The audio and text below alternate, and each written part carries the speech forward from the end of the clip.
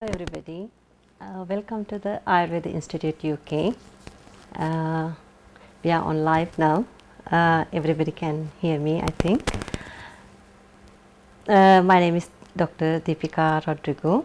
I am your course lecturer going to be. Yes, before I start, I had to tell you something about me. I'm practicing Ayurveda in here 20 years. First I came to England. I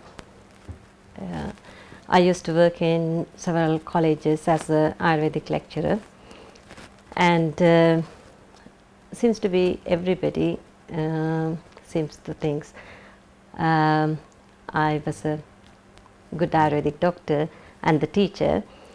But when I teaching, I thought is something missing in my teaching because I didn't have that much of practical knowledge with me.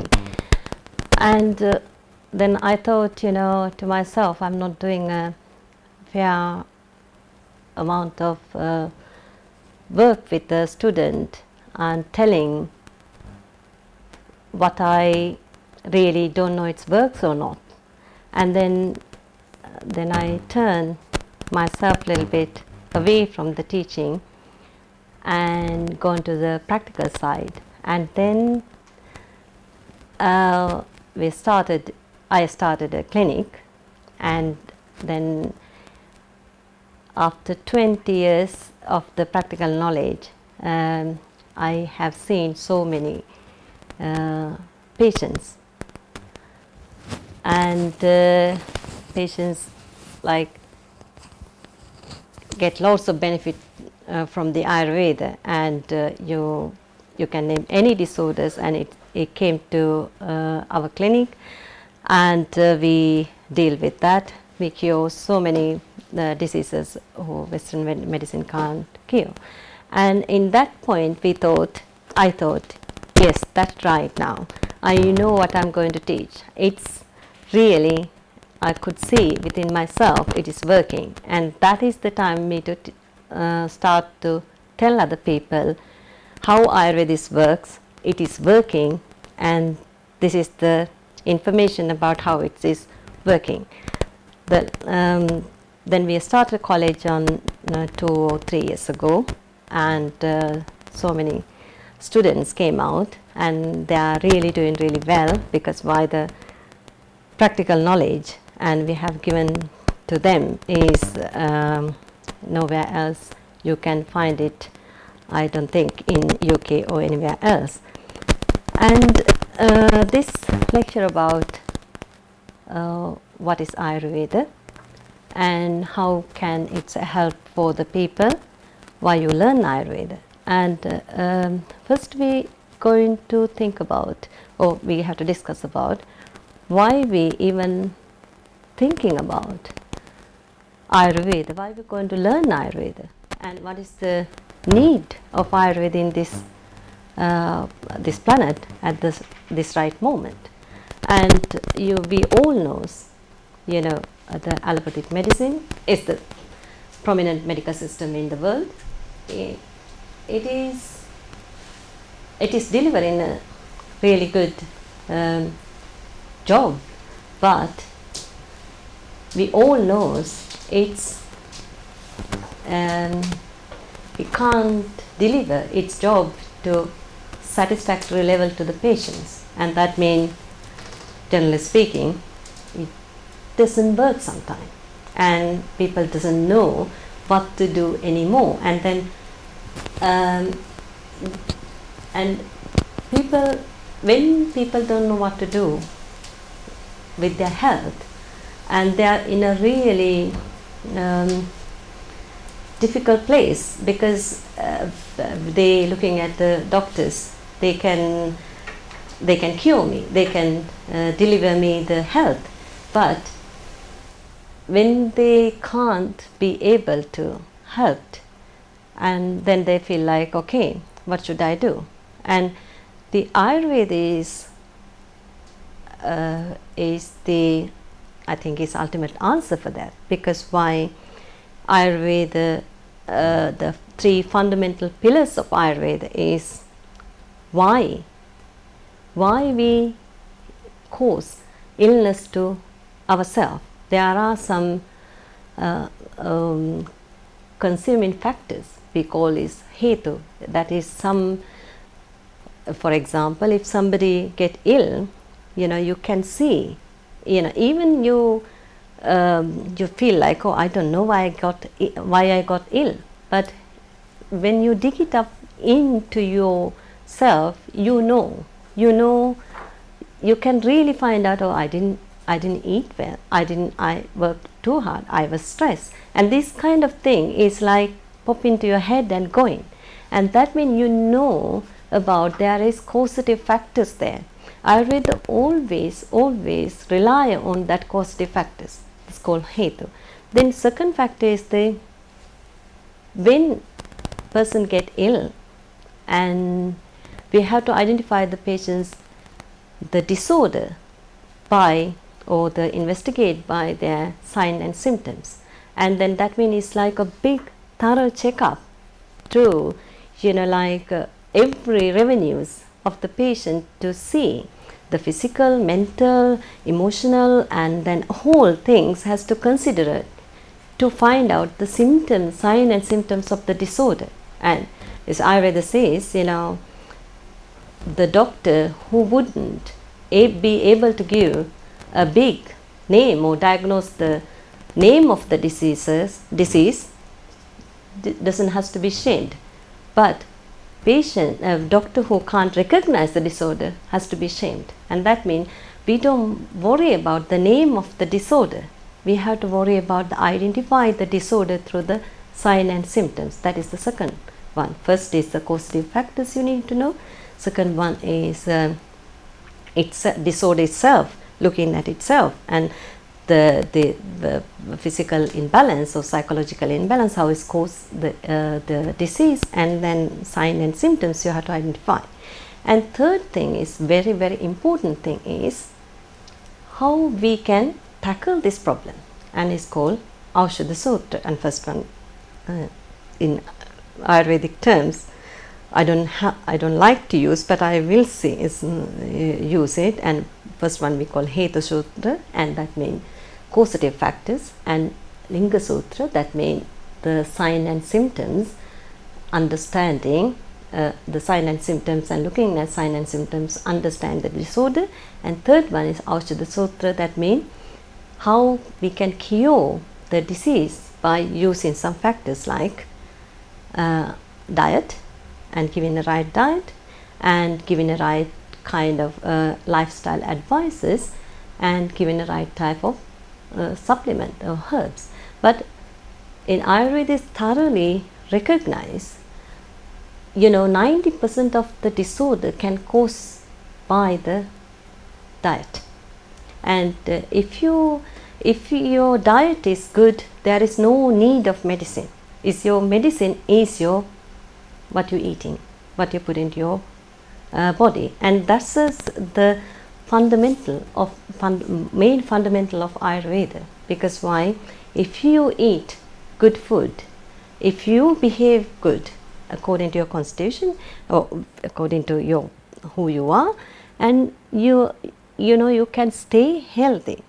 And then in Ayurveda is really going to recognize this, the diet and lifestyle advices to the people, and plus the remedies to counteract the sign and symptoms of the disorders.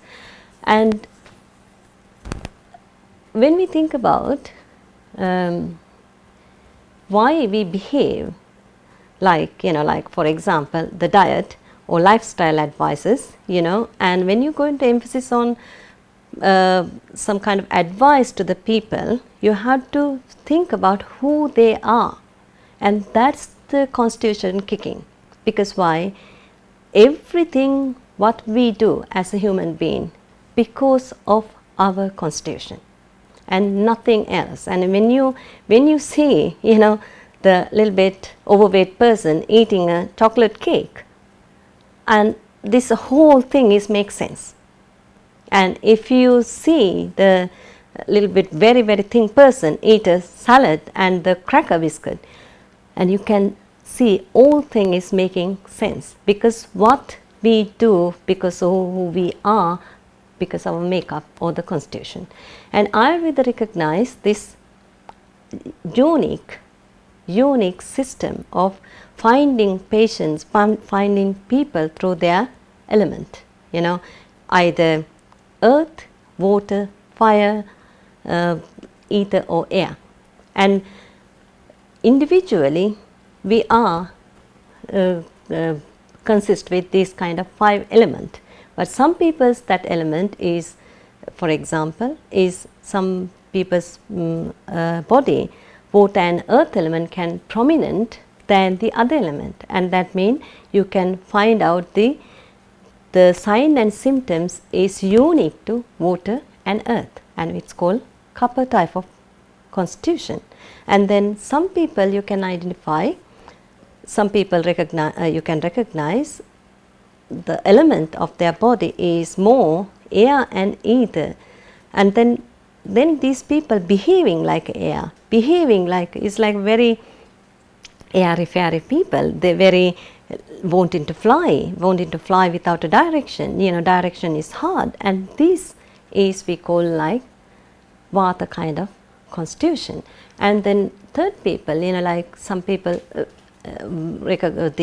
some people's main element is fire and water, and when you have fire and water you can see why these two elements is a opposite characteristics and stay together, because I don't think fire can exist without a water, because why?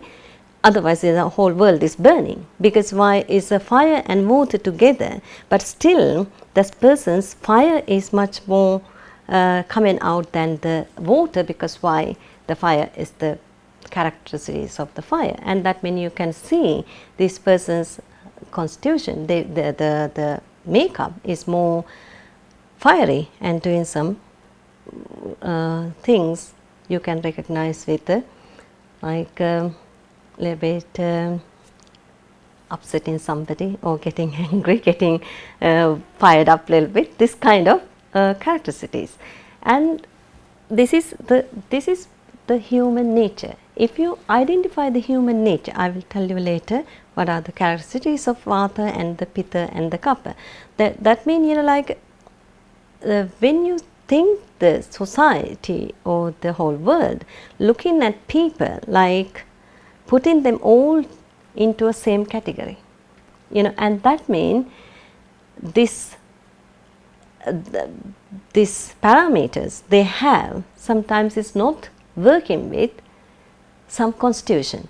For example, the Vata type people, and I said to you this they have a tendency to free and creative, and then when we put them into the claustrophobic like kind of place and give them deadlines to work, it doesn't work, because why? They all getting like agitated, because it's like for example it is like a air put in a little container and shaking whole way through, and they get agitated, they get angry, they get frustrated, and then the panic attacks comes, and these kind of things can happen because we going to recognize the people is as our parameters to what the world made, like you had to behave like that, you had to get up this time and you have to eat this food, you have to go to work, you have to have children, you have to have a husband, you have to, this whole thing is man made, that kind of bubble. And then sometimes some constitutions, or sometimes all constitution can't fit into that, and then some people think I'm a failure, I'm not achieve to my level I could achieve. But thing is, everybody is in their own constitution really good. It's a Vata type person. I mean, I will tell you a little bit about Vata. In Vata is like incredible constitution. I am a Vata person, and then the Vata has, we recognize the dosha by their attributes. Vata has 6 attributes, what we call rough, dry, light, movable, and cold, and clear. And this attribute together is like, if you think light and movable, and this is like is kind of bird, like they all wanted to, what they wanted to be clear, and the light and the movable. That means if you close your eyes, think about these 3 qualities of Vata dosha, or the air, clear and movable, and sometimes is light. And then that means a endless creativity, endless opportunity, endless. It's like the sky is vast, and then you can fly anywhere, you can take off anywhere, and you light, you nice, you you're full of energy. And then this the Vata good quality.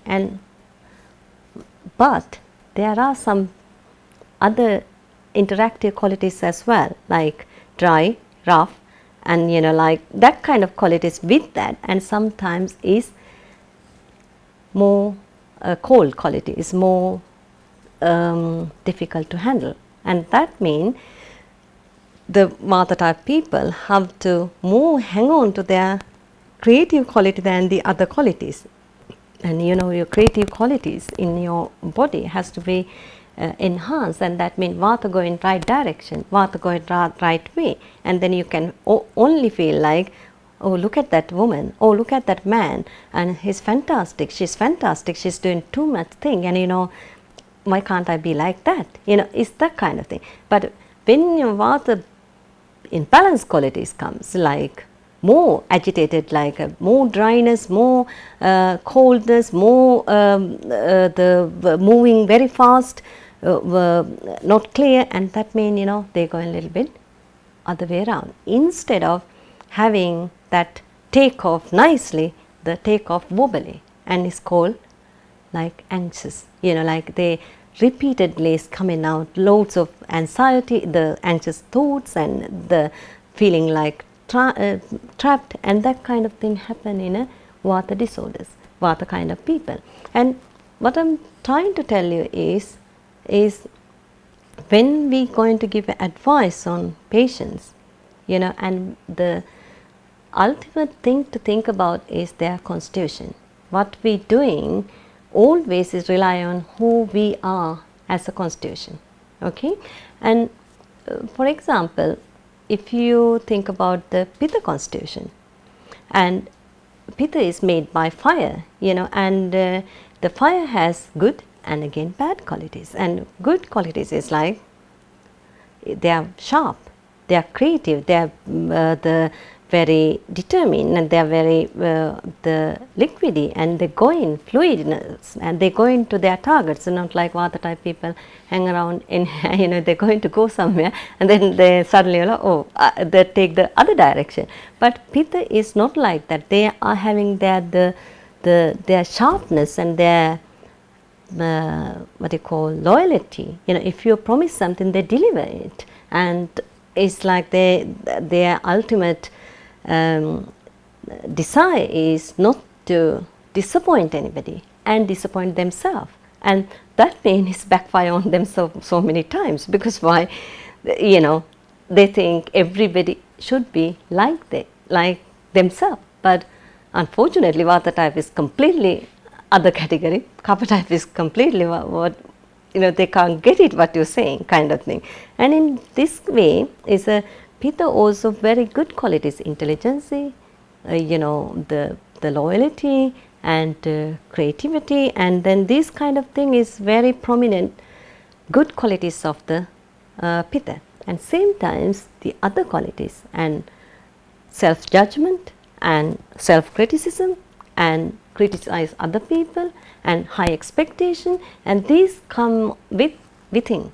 And that means that always people looking at you always see the burning that bad qualities rather than the good qualities. And for example, when you go into banks and the doctors or some intelligent people, you can see their behaviors and they have their, you know, their demand and their expectation is so high, and unfortunately Vata type person can't stay in that kind of environment. That means, you know, it is a wrong person in a right person, a wrong person in a right environment, or whatever you think is like it doesn't work for the Vata people. But Pitta person is like that's why is they much more induce their good qualities, and the knowing about their Pitta increased qualities, you know, and then if you can make the Pitta little bit down and balance, and they can conquer the world. They are ultimate leaders. They are ultimate, you know, everybody will follow them because they are loyal and they are intelligent. They are the ultimate leaders and captains of the ships, and that means, you know, we all can follow them. But unfortunately, the other qualities of the Vata, Pitta, is make them angry, agitated, and kind of very short-tempered, and that means their own good qualities dissolving within a bad qualities. And then when we come into the Kapha side, the Kapha side is again is a good and bad is existing there, because Kapha has 6 qualities as well, and its biggest good qualities are the love, compassion, and then you know, for example, you know, like the heavy, when you go to Ayurvedic way, when we describe Kapha, heavy and attached and liquidy and dense, and this kind of qualities together, it's like a phlegm, you know, it's stuck somewhere. It's hard to pull it out, you know, and because it's Vata type down, Kapha type down symptoms are the attachment, a negative or positive attachment. And negative or positive attachment mean, what are the negative attachment? Negative attachment mean, you know, like if somebody done something or somebody do some kind of wrong thing to you, it's like ages, it take ages to them to get over with, let it go. And then if something do good thing also, ages to let it go. And then because they keep, it's like they're slave to their own thoughts, you know, they slave to their thoughts, positive or negative. Mostly they can't move on, and because even the bad way or good way, they can't move on. They can't, for example, if Kapha type person say, okay, that's time to move my house. Oh, I can't move, because why? My first child born in here. Oh, I have no memories, and this kind of thing. They like, you know, it's a sentimental values, you know, like little things. They can't throw the little hairpin away because their best friend given 20 years ago, this hairpin, never used it, but they can't throw it, because why? This is their Kapha quality, the attachment, negative or positive. And this is, and again, the good qualities of Kapha is like loving, caring, and it's like a grandmother's the constitution we call, like when people go to their houses, are you going to come for wait for a dinner? And then all the couple person thinking about make a dinner, where are you going to sleep, you know, and that is the motherly nature they have. It's like they look like Mother Nature, and it's like earth and Kapha people are the same. The Mother Nature, the universe is, you know, gravitate us, you know, we can't go anywhere, because why? It's the gravity, and we pull down to the universe. And same times in a Kapha relationship, you pull down to that relationship and you can't go out. you know, and that kind of thing. And relationships or the any physical or emotional attachment, or the sentimental values, the materialistic attachment, these kind of things are prominent, falls in that dosha. And dosha is like your DNA code, because why? It's imprint your disorders. It's like embedded your disorder itself. Because for example, Vata type person, you know, I'm not saying they're going to have this kind of disorders, but you can see more in the future the dementia, the insomnia, paralysis, this kind of disorder is like waiting to happen to Vata type people. I'm sorry, but this is the truth if you are not careful about, because you know too much get going Pitta type people. And if you are not careful about, you know, how to manage your Pitta within your fire, and it is destroy your downward, you know, like a reproductive system, and is destroy your upward, you know, like your mental health.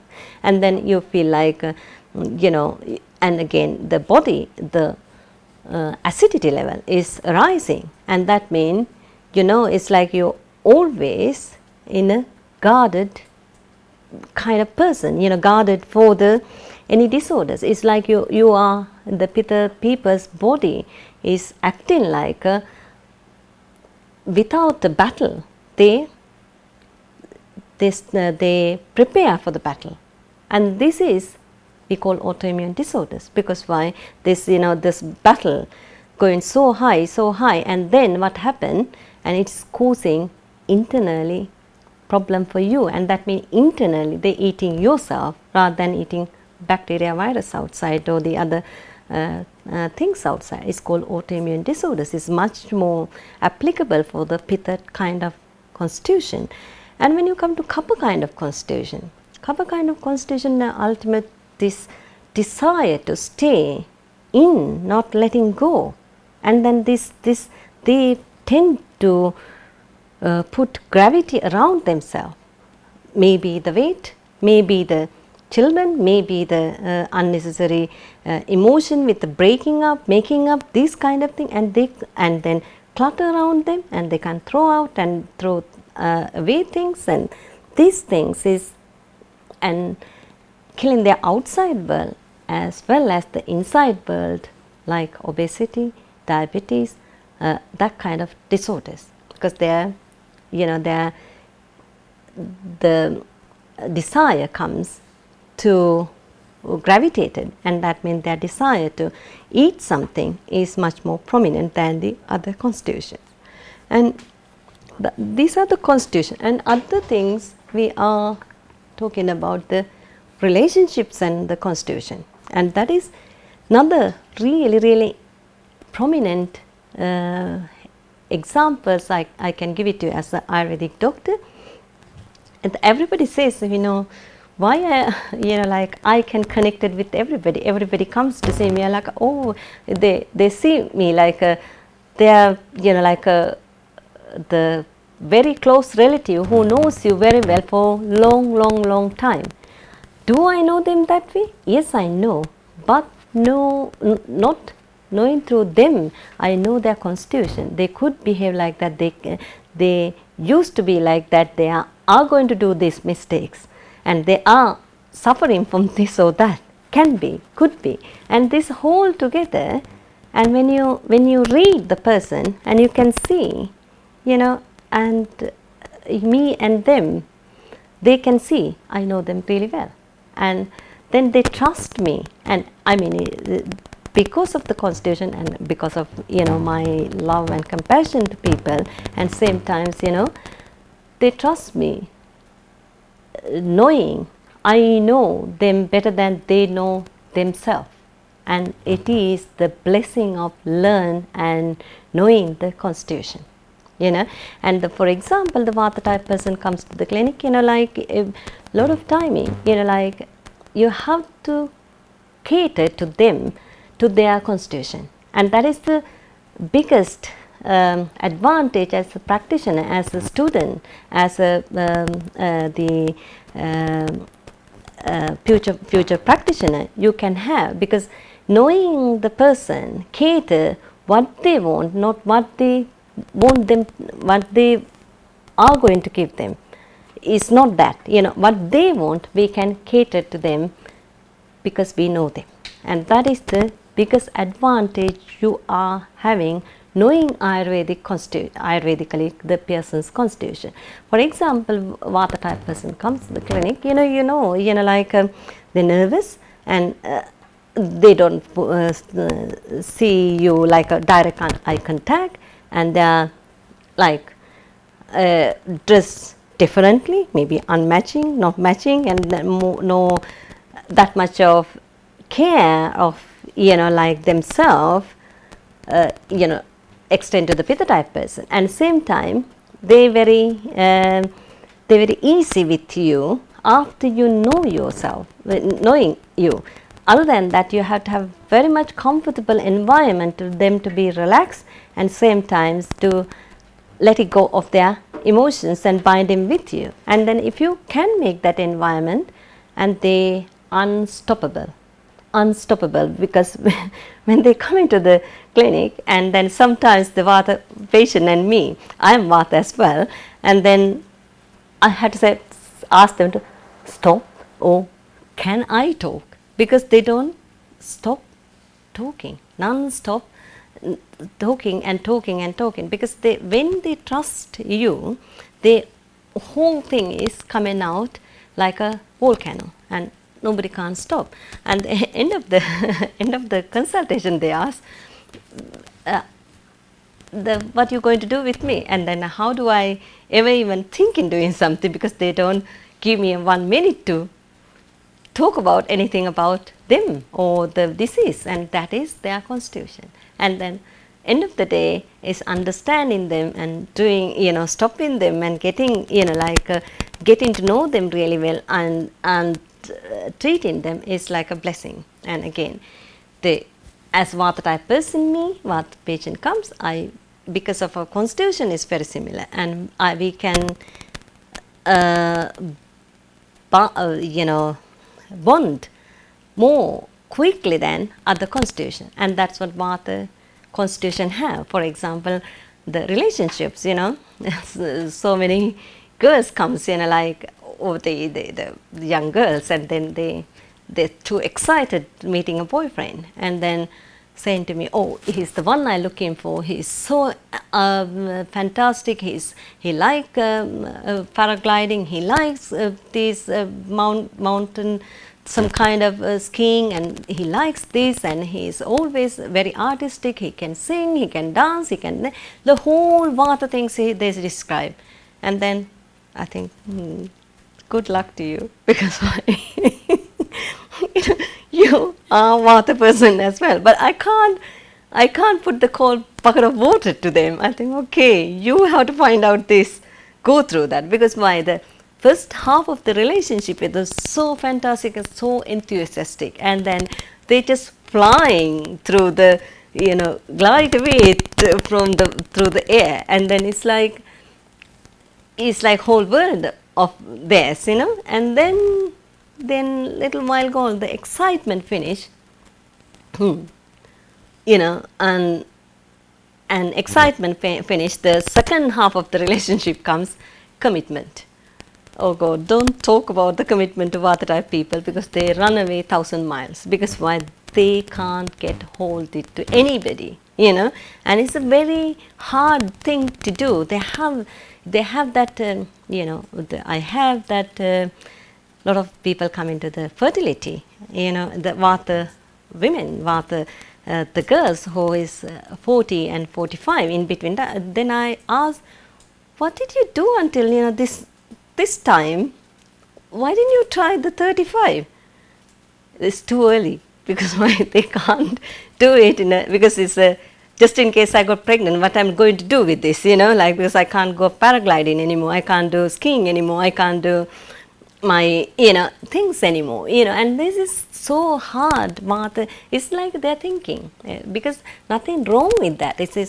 It's feeling like Vata people, because their energy, the light, movable, clear, and then they always ready to take off. And then when you have that kind of gravitation thing, like relationship, the commitment to the relationship, like getting married, having children, and having a house, and doing one job is so hard for them. And then that is like that is their constitutionally in the hard for them. And then if you previously, or the little bit before your time pass, like before you end your menstrual cycle, if you know that, and if you know that the constitution and why I should behave like I would behave like that, how could I prevent from that? Is if you go into your constitution, identify I am Vata, I could do like these things, I could behave like that, and I can, what should I do to counteract my constitution? And this is Ayurveda give you big advice on that, having the right food, having the right exercises, or the lifestyle advices, and having a right man to write your right constitution. Because why, like after the few relationships break up, and sometimes as a patient, people come in to see me and say, oh my God, this is so different, so boring, this relationship, but I can stay in there. And because why is this, they attract to different kind of constitution, and then the counteract, this is the energies, Vata and Kapha, or Vata Pitta or something, and they can stay in a relationship. And that is one thing. And then it's to yourself and your surrounding world, and your home, your the friends, this knowing this constitution, knowing how to treat them, knowing how to what to eat is very important. Stay alive and stay healthy. And when I thinking about Pitta type of people, Pitta is always is, I said to you, because of this Pitta is made by two elements, water and fire.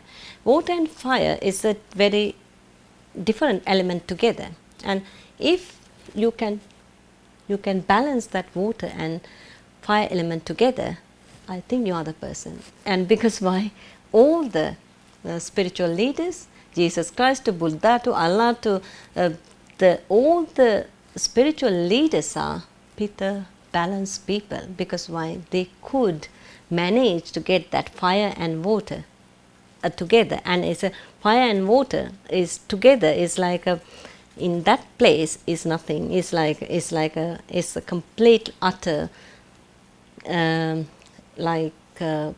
peace and calmness and the heaven.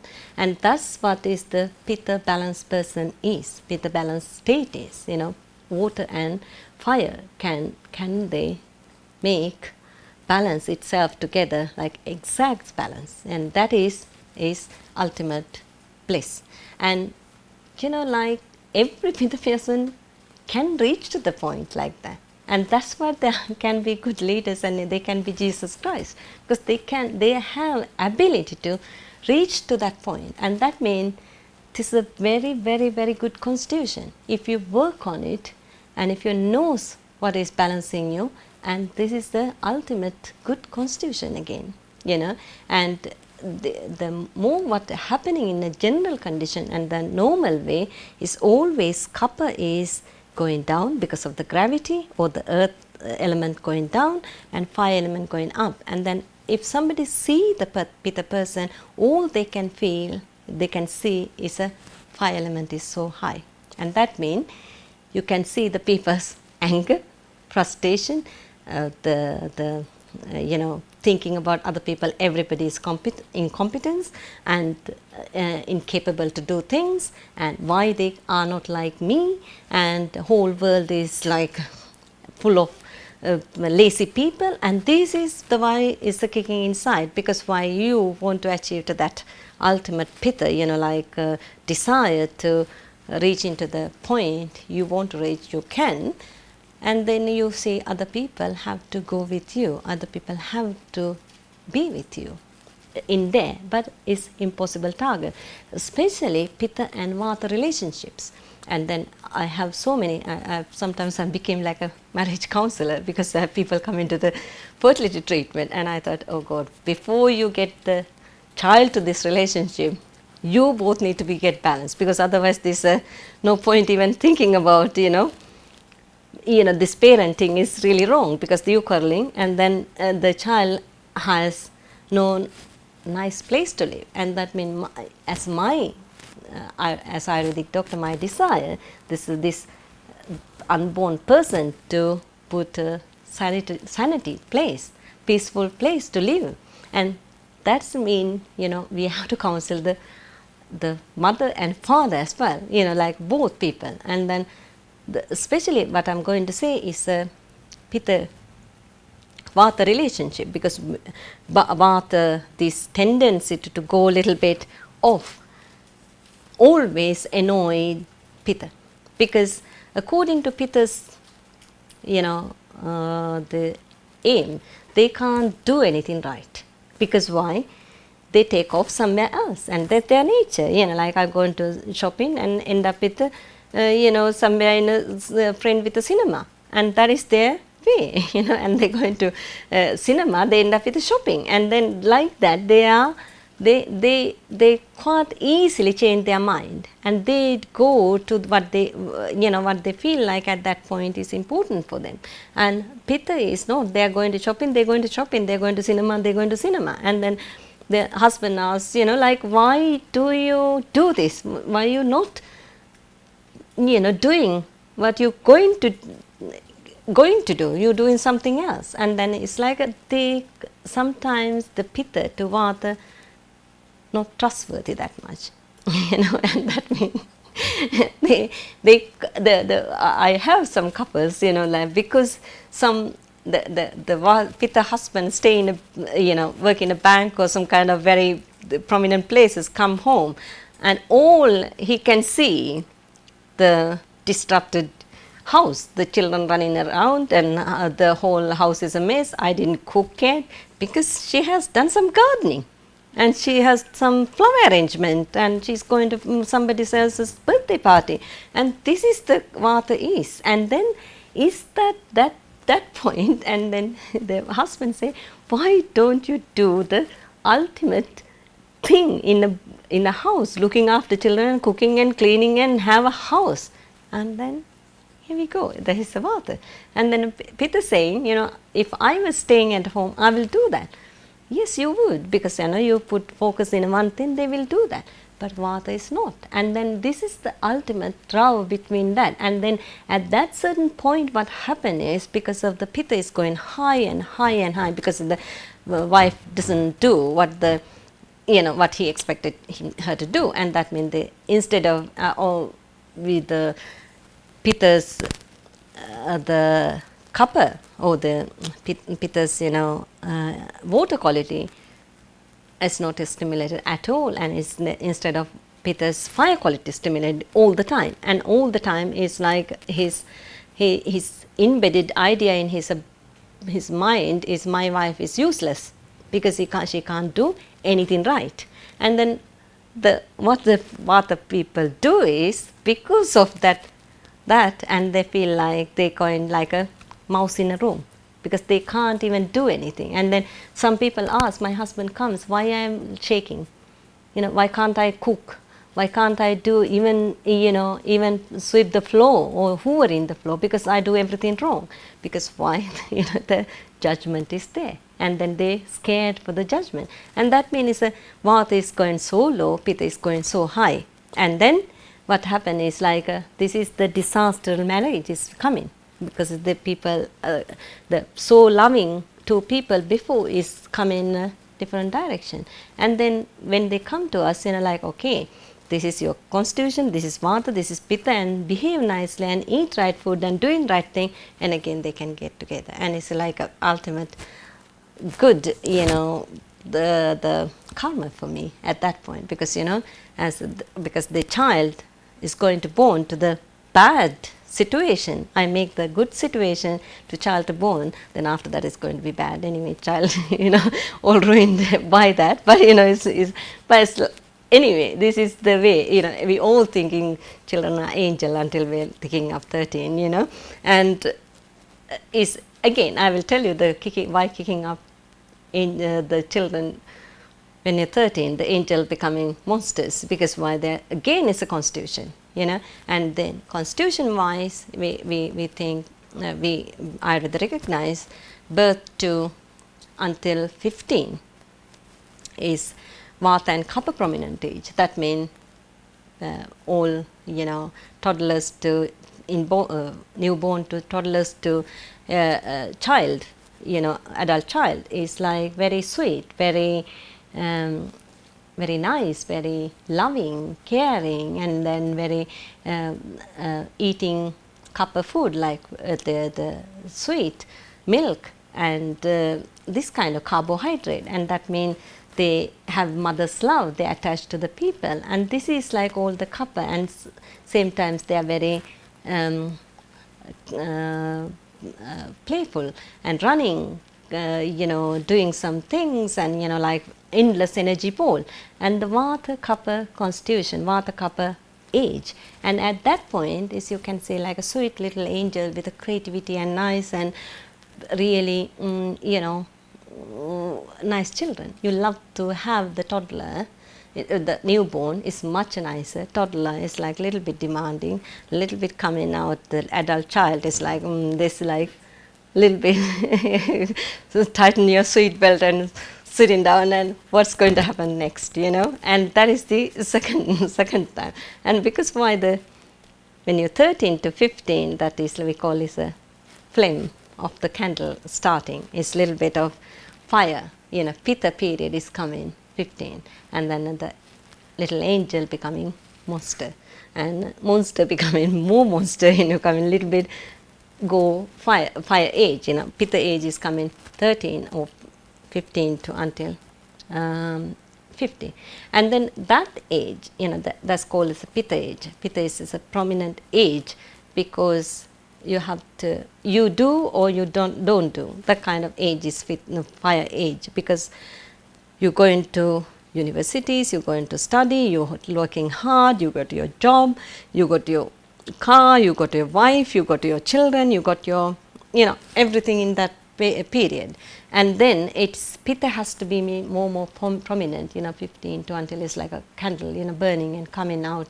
to 30, 35, and it's a peak, and then decline a little bit. And then when you come to 50, we call is a last flame of candle. First flame of the candle and last flame of the candle is the 50, and that's what when you're menopause woman, menopause mother, and puberty child is like a drama, because why the flame is burning too high, and that means they always they want to have a fight, and they'll looking to have fight. They would understand their temper, because why both high, the one part is like the estrogen progesterone come into the land into their body. The other part is estrogen progesterone land coming out from the body, but estrogen progesterone coming out of the body, and it is not coming out really, and like coming in is really big drama, and coming out also the big drama. And that's why when the menopausal woman has that whole drama, like hot flashes and getting angry, emotionally high and low, and they're getting midlife crisis, and this all I can't stay in a relationship, I want that, I want this, because why is like changing time to Pitta is the fire is finishing and is reaching to the again Kapha and Vata. Vata is like the early age. What Vata do is like Vata energize your body, that after 50 Vata is what you're doing is slowing down, slowing down, and that means Vata slow down, that means you slow down, and Kapha, that newly found Kapha is what is it? Newly found Kapha is finding the love, finding the love means not the husband or not the wife or not the lover, is finding the love within you to the universe, or the finding the God, finding the, like that's what the Asian culture, a lot of people after 50, they're going to temples, they're going to, they whole discovery about the God, the whole discovery about the, some kind of spiritual drama, because why their body is changing to that place. And that's in a Western world they call it midlife crisis, because they don't know they're going to find the God. Instead of finding God, they go and find another woman or another man and then again start another crisis, affair crisis, and this is the way, if you understand how the Vata, Pitta, Kapha work throughout your whole life cycle, you can, every event, major event happen in your body, puberty, childbirth, the marriage, breaking up marriage, making marriage, or getting older and children going to university, you being alone, and these kind of event you can identify clearly by looking at yourself and your biological element, Vata, Pitta, Kapha, how is create this nonsense in a life. And then if you know that, you can prevent it. And then otherwise what happens, this kind of crisis give you not emotional imbalance. In emotional imbalance, the physical imbalance. For example, I have another patient last week, the 50 something years old, but when she comes, she came to ME with the chronic fatigue syndrome, and she was 15 years, like a kind of partial disability. She can't walk and she can't work and this kind of thing. And so we treated her few weeks, Then she suddenly found her strength and her I amazed how quick she found her, because 15 years the allopathic medicine says we can't cure you. This is like you have to learn to live with this with the chronic fatigue syndrome. And then she came to us within no time, 2-3 weeks, and she's like, I found my strength, but with the strength, this very interesting thing happened. With the strength she found, which caused you that illness is coming out from her body. And I said, she's a minor ethnic group person, and she said to me, what she want now, 51, I want a baby. I thought, oh God, that's what is buried in your life 35 to now, and that caused you the problem. And you didn't tell anybody because your ethnic background and how people think about you, because she doesn't have partner, she wanted to have a donor egg, donor sperm, la. And then what happened is she couldn't tell anybody until she be treated to the constitution to imbalance to comes up, then the emotional imbalance which caused her illness, it came out from her. And she said, I need a baby. I thought, are you mental? Because why? I have to tell sometimes, because why people think it's that simple to get a child. But it is, I know, is this world is simple to get child. You go to a sperm donor, sperm, the egg donor, and go get a surrogate mother, you can have a child. But the thing is, then I need to say to her, 15 years you're bedbound, and now you get the nice energy rush and you wanted to have a baby, you go in there, even like that, situations like that, without father, without the other relatives and everything, you are going to be responsible for another child. And that means you have to be healthy and happy as a father and mother both to look after this child. And then the long way to take them. And because problem is she's a Vata type person, and because the Vata, she didn't tell what she need for such a long time, make herself ill within that to the disability, And then when I treated, the energy comes, this whole embedded emotions comes, which is the factor I told you first. The causative factor is the insecurity, and then the without a child, that's her desire to have a child is so strong, but she couldn't tell anybody, and that is it. And these kind of thing is like when I treat into people, it's like a magic, like something comes up, it's out of the blue, it's like this is the cause of the disease. Nobody identified. Because of that, this person is 15 years, couldn't go to work. Now she can go to work. Now she can earn her living. Now she can face up to the people, and now she can preserve her desire, whether it is good or bad. To my eye, is for her eye. If it is good, she can preserve her desire. That is the Ayurveda does to people, and that's what every day I inspire by seeing patients, and every day I inspire by giving people a life, like they wanted to do things how they, healthily and happily. And then other thing is, as Ayurvedic doctor, when you one day you find yourself, or as a practitioner, or one day you found your place to treat people, your ultimate desire only is the body. I don't think my desire is only the body, because why? Always people come in with this disorder, like I got psoriasis, I got eczema, I got migraine, I don't have child. These kind of cases coming on to you, the patients. And then when you fix the patient, like for example, it's like when you treat in the eczema, when you fix the person, and your emotions all sorting out, and everything is the patient comes like live and happy and healthy, and that is the ultimate desire. No, because as an Ayurvedic doctor, I need to, because it's always body, mind and consciousness, higher consciousness. And yes, we treat into body, yes, we treat into eczema, the body is full, fully recovered, and you have beautiful skin, everything is fine.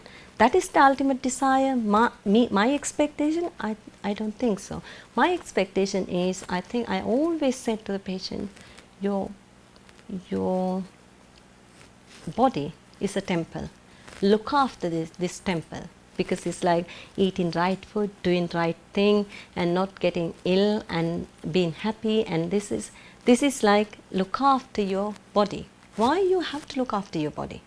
And because the God, or the if it is a temple, if your body is a temple, the ultimate spirit, God, or somebody you call something, higher consciousness, has to exist within you.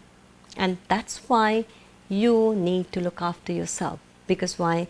Then you can feel like, who am I? Why I came to this planet? What my responsibility, duty? Where am I going? And if your body is ill, you can't physically do that. For example, is you came to this world to go to this journey, like here to we are in Croydon to London, and if your vehicle is damaged, your body is not good enough, you can't go that journey, and you can't reach to where you're supposed to go, where you're supposed to go within your karmic portion. And what we're doing in here, and we fix the vehicle, fix the body, and then as Ayurvedic doctor, Ayurvedic person, or physician, or anybody, you have to have the ability to take the patient's hand and let them see in the end of the tunnel there is a light. We don't have to take them there, and it's their karmically their thing. We all have to do that. But some people can't see that light. because they are so wrapped up with their own body, the sign and symptoms and like illnesses and everything. When they reach the point the body is ultimately balanced, then we can put them into the frame. Hey, this is the light. There are some light in there. Don't ask me how to go. You go yourself, but it is the light. And that is the Ayurvedic doctor. As Ayurvedic doctor, my desire with the patient: body, mind, and the consciousness, and bringing the person to the kind of higher consciousness, and that means world going to be very beautiful place to live. Okay, and I think I talk 1 hour. I think I might have to answer some questions, and people are, I have to say, people who join us. Tarian, I see, from New Zealand. Taralina from Australia, and the other people everywhere, all over the place, all over the world. And I'm really glad you listen to me, and I glad you can get something out of this lecture. And Ajanta, we can see any question, because I like the interaction, I like the lectures, because if you ask the question, I can clearly answer the question, and that way is much interaction, interactive session we can have. Yes, Ajanta. Hello, I'm Ajanta, and Ajanta, this is Ajanta, is make everything possible with anything can possible with Ajanta, because why? She's not a Vata type person, I can't give her directions, I can freely, this is yours, everything is yours, you do the fantastic thing, and that works for the Vata type people. Like my husband gave it to me, this is your place, this I'm making my stage, you do the drama, then I am free to do my drama. Yeah. We had, so we have a lot of people online from our live stream, and we have a lot of people online on the Facebook live as well. Okay. So we're keeping up with both and looking at the comments, and there's some really funny comments about Vata. It seems that this is very interesting. The Vata people are the most vocal on the live stream comments. Yes, they're no wonder. They're the ones talking they're the chattiest. I feel like asking the Kapha and Pitta people to, where are they? To make some comments. They come in later, very slowly, and the Pitta people listen very carefully, and they want to ask the question, like if they really can't understand, and they don't go beyond the point, they have to ask that question. But Vata is like a lot of things come into their head. The need to talk, the need to say all of it. So a lot of people were saying online, in fact, that the thing about multitasking and talking. Somebody online said they had 10 windows open at the same time. Lou, I think it is saying we have 10 windows open at the same time while watching the live stream. And it's a really good example of what Dr. Deepika often refers to as Vata bonkers. It's just going completely crazy. The thing is, it is ultimately, I think beautiful constitution, because I was there, and I am there. I am my Vata person. I had to tell that anyway.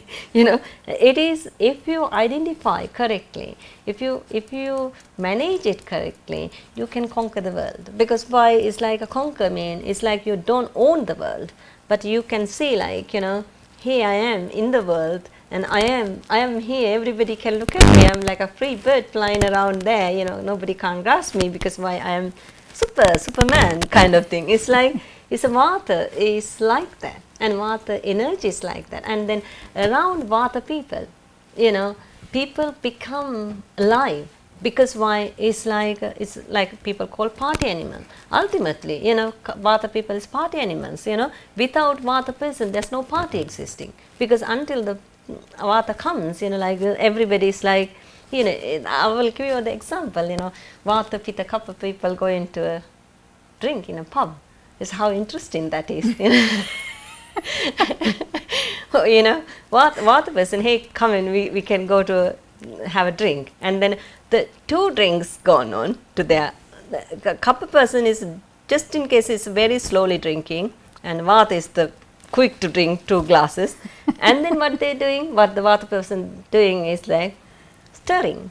You know, the Pitta person to, you know, look, you know, this man is done this thing, and he said that one, this one, how wonderful, how bad it is. Negative, this the stir, or positive stir, whatever the stirring. And then Pitta is like getting agitated, another glass of wine, agitated, agitated, and then the fight. And Vata is induce the fight, but never fight. And Pitta is like fighting. And then end of the day, Vata and Pitta person is Vata, the winding up, Pitta is fighting, and the king hitting people, and Kapha, okay, this all nonsense, I had to take them home, because the caring, loving person waiting the Vata Pitta to go bonkers and take them home. And if you are a friend, group of friends, you always have the Kapha person in there. If you have a Kapha person, they'll closely looking at you, and their hands up to, I don't drink, I will take you to home. I will arrange a taxi. I will bring you food. And that is the Kapha constitution, and care and love. The designated driver. Yeah, designated driver.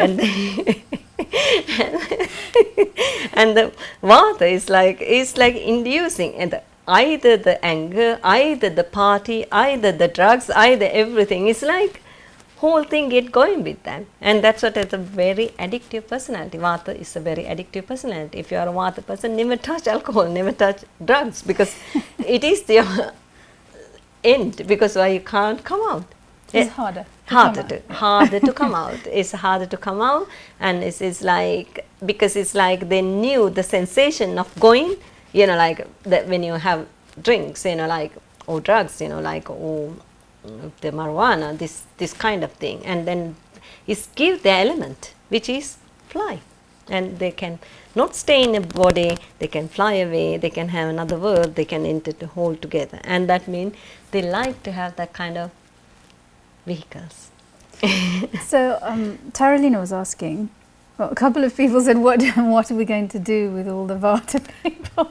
But she's asking specifically, is it that they need a lot of self-awareness to ground themselves? Yes, the thing is, the Vata constitution you can clearly identify from the beginning. That's what I feel so inspired to work with the people like you, because why the little children have a boards, you know, like kind of badges, you know, like you are that dyslexic, you are hyperactive, you are ADHD, autistic. These all things are Vata conditions, because why it's like people, Vata children is a childhood, you know, and I honestly, I say myself, you know, I have a Vata child as well, you know, I say myself, if I put up in this environment like that to my Vata, how much Vata I got, I might be really end up with a really bad destructive person, because why, you know, like, is my Vata hasn't got a space in here, because everything is very regimented, everything is very, it's like you are going to put the round thing into the square peg, you know, and like it can't, and that place what happened is Vata is getting really agitated and becoming like a children, like this kind of hyperactivity, ADHD, behavioral disorders, this kind of thing. And that at that point, mothers has to be really born, child can, and this is children, a lot of people ask me, what can I do? You know, for example, one of the patients of mine, you know, like she has, within, you know, like 2 hours of emotional thing, she has breakout of eczema. Within 2 hours of emotional something, you know, she fight with the little child in nursery, or mom is loving to the other child more than her, and or mother and father has argument. These kind of, within 2 hours she flared up with the eczema. And then And she said to me, the mother said to me, how could I prevent this happening to her? I think it's like love and attention. Nothing else you can do. And then we, as a clinic, we have to teach the mother. Mother is a hideous Vata, you know. And you know, the thing is, she can't stay in one place. And Vata people to give in a Vata child, it's like they run away mother run away 1,000 miles because they can't handle the Vata child, you know, because they can't handle themselves. You know, and then we, as a clinic, we all have to grab the mother and say, you have to do this, you have to do this, you have to do this. And then she last, you know, like after 2 years later, the penny dropped. Now she's saying she put the other children away and give more attention and love and care to this girl. And then now she's long time, she away from eczema, and she got a really nice friend in her Montessori school, and that means she's like quite happy, and that means no eczema, you know. And incredibly, you know, surprised I am, you know, sometimes seeing these things happen within 24 hours, you know, within emotional imbalance can cause your physical imbalance within hours for the Vata type people, you know. And so if you had to choose the two most critical things that an adult Vata person can do to ground themselves, what would they be? The diet.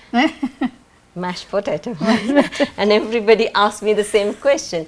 And diet, you know, and diet means they eat some slow release in carbohydrate and milk and butter, which is they hated, and rather they go into a run. That's what they do. When they in balance, let me go to gym and let me go to run, and then what? This, you know, bottle of Vata more hyper shaken. It's like Vata is like a bottle of champagne. Yeah, it's until it's bubbling up, partying up, you feel better, and then after all gone, and it's back to square one again. You know, and then the thing is, the Vata type people need to be. I'm sorry, you know, because I feel like I always focusing about Vata, but the thing is, you know, when you see the Charaka Samhita, 70% of disorders, Vata disorders. I'm sorry. Other one is the Pitta and Kapha is other 30. And the Charaka Samhita is the book written in 5,000 years ago. That is like a Bible in Ayurveda, and Quran in you know, the Islam. And like that, Charaka Samhita is the Bible in Ayurveda, or the main book in Ayurveda.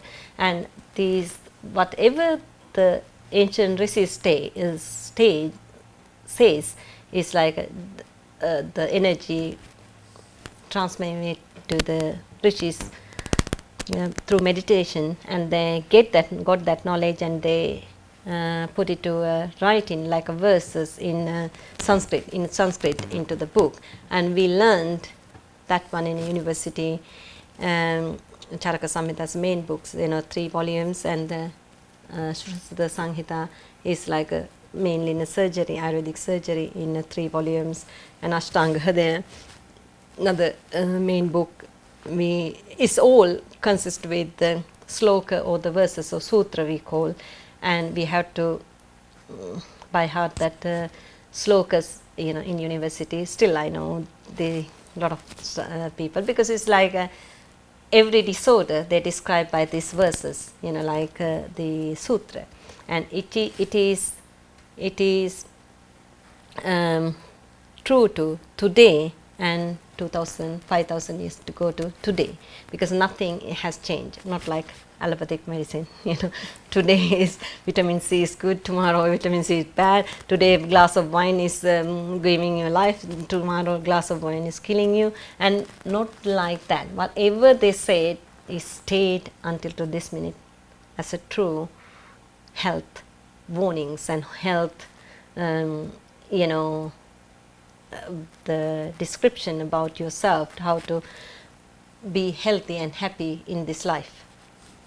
On a side question, what's the main difference for people who don't know about Ayurvedic approach to nutrition and food? What's the biggest difference between Western scientific approach to nutrition and the Ayurvedic way of looking at nutrition. Yeah, Ayurvedic way of looking at nutrition is rely on the that we can't give you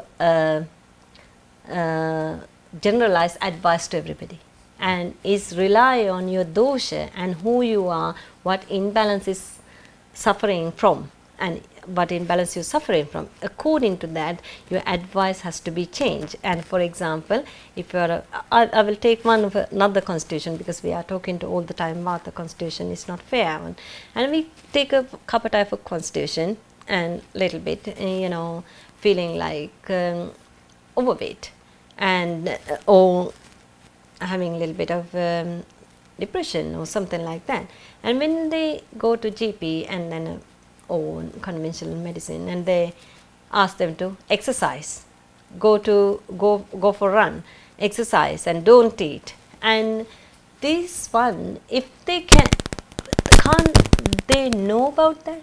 They knew. Why do I have to tell? Somebody has to tell, don't eat. And if she can do that, she doesn't go to GP. If she can run, she doesn't go to GP. Because why?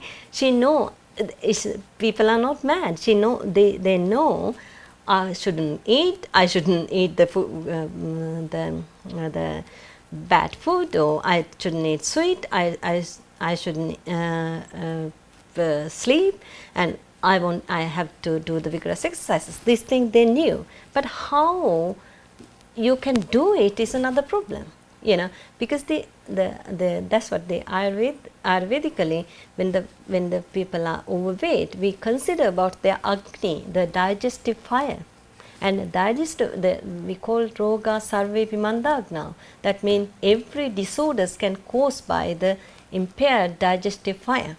And this, without sorting out that digestive fire, you can't ask people to run. Because why? When the digestive fire wrong, already toxins are there, and toxins are the heavy substances. With that, they can't run, because there is no energy, because it's a toxins forms. Because if you eat something, it go into your stomach, and after it's digest through the digestive fire, and it has to produce the nutrition, it has to produce the waste products. And if somebody not digesting the food properly, and it's becoming like toxins produce, and where is the energy to her to run? Waste products can be blocked in her system, and ultimate thing is like increases the digestive fire. We have given the supplement, food, everything to increases the digestive fire, and then detox a little bit of the toxins letting out. Then they can run. Then they can not eat, because there is energy there. Everything work like negative feedback. If it is energy there, there's satisfaction there, and then the feedback is going to your brain. I'm happy. I'm healthy. I'm satisfied. You don't have to eat.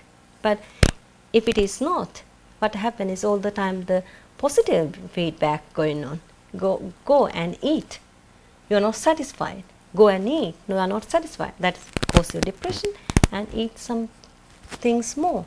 And Ayurveda always seen like the digestive fire is the main thing to think about. The other thing is, if that kind of person, what you ask, the diet, then we have to identify the sweet, the taste properly, and maybe the kapha type person, if you see, and what their prominent desire is eating sweet, cake, biscuit, sweet, cake, biscuit, chocolate, this kind of thing. And then Ayurveda says give the opposite thing, like the one of a verse saying, Sarvada Sarvabhavanam Samanyam Sarvada Sarvabhavanam Samanyam Buddhikaram. That means every single thing, similarity is increased similar, and the other way around is decrease the similarity. And same way is we add, sweet, savory, salt is somebody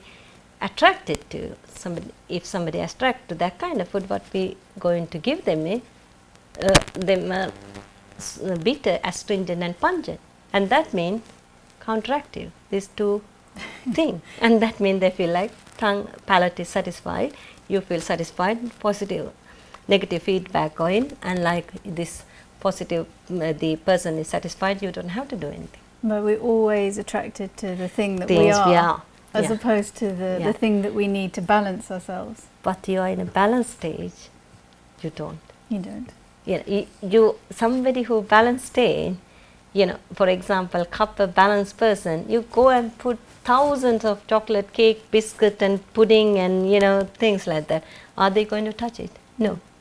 If you're imbalanced, they're constantly looking at, staring at that and wanting to eat, you know. That's the way it is. It's for other people as well.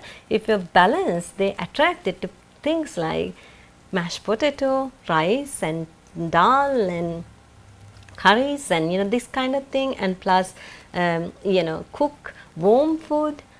And when they're in balance, it's the other way around. And you can see, I can see me when I have like hard day, lot of patience, you know, lot of things going on. What I'm doing when I go home, cook a really nice meal. My husband is laughing, and what's the feast? What's happened? You know, it's because I know how to calm myself down.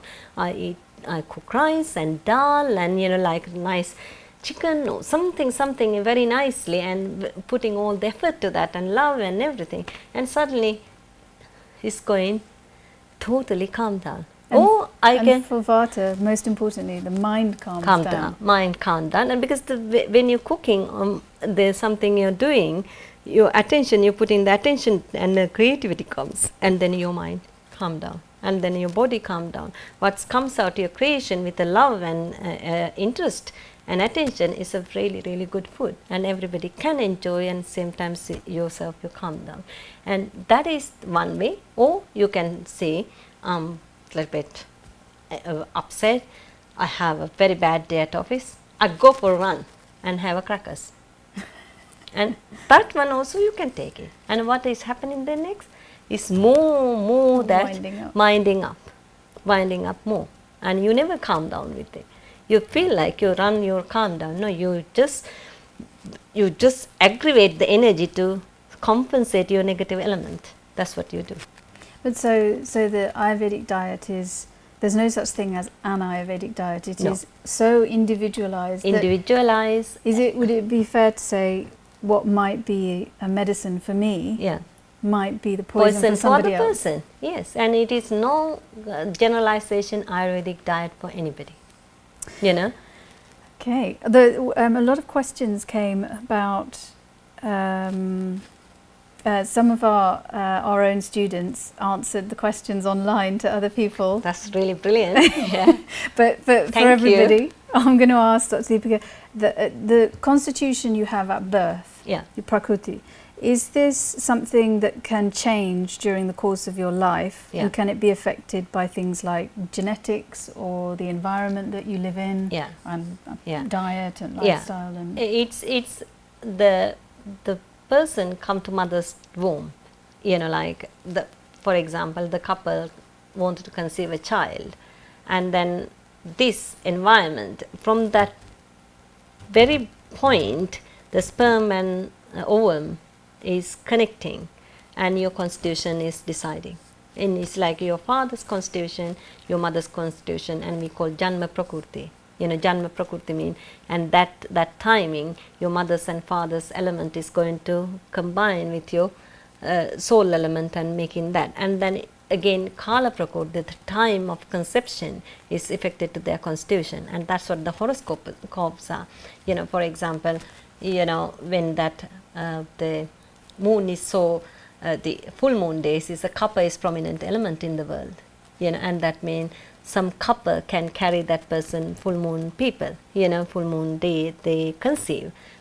And sometimes, you know, like it's like a 12 o'clock in the noon, you know, somebody has conceived the child, the sun is like more in a place high, and that means that some pitta can be there. And like that vata, you know, so some people to time sex. Yeah, time sex. You're sailing and you're doing some crazy, you know, like paragliding, mountaineering, and then you can have a lot of vata element going to be there. And like that time of the conception and the mother's father's constitution and the desha prakriti, that means where you live. Where you live as a father's mothers, where you conceive the child. The India or Sri Lanka or the Europe or Antarctica is a different kind of matter. And same time, patients, you know, like the karma prakriti, you know, whatever, doesn't matter.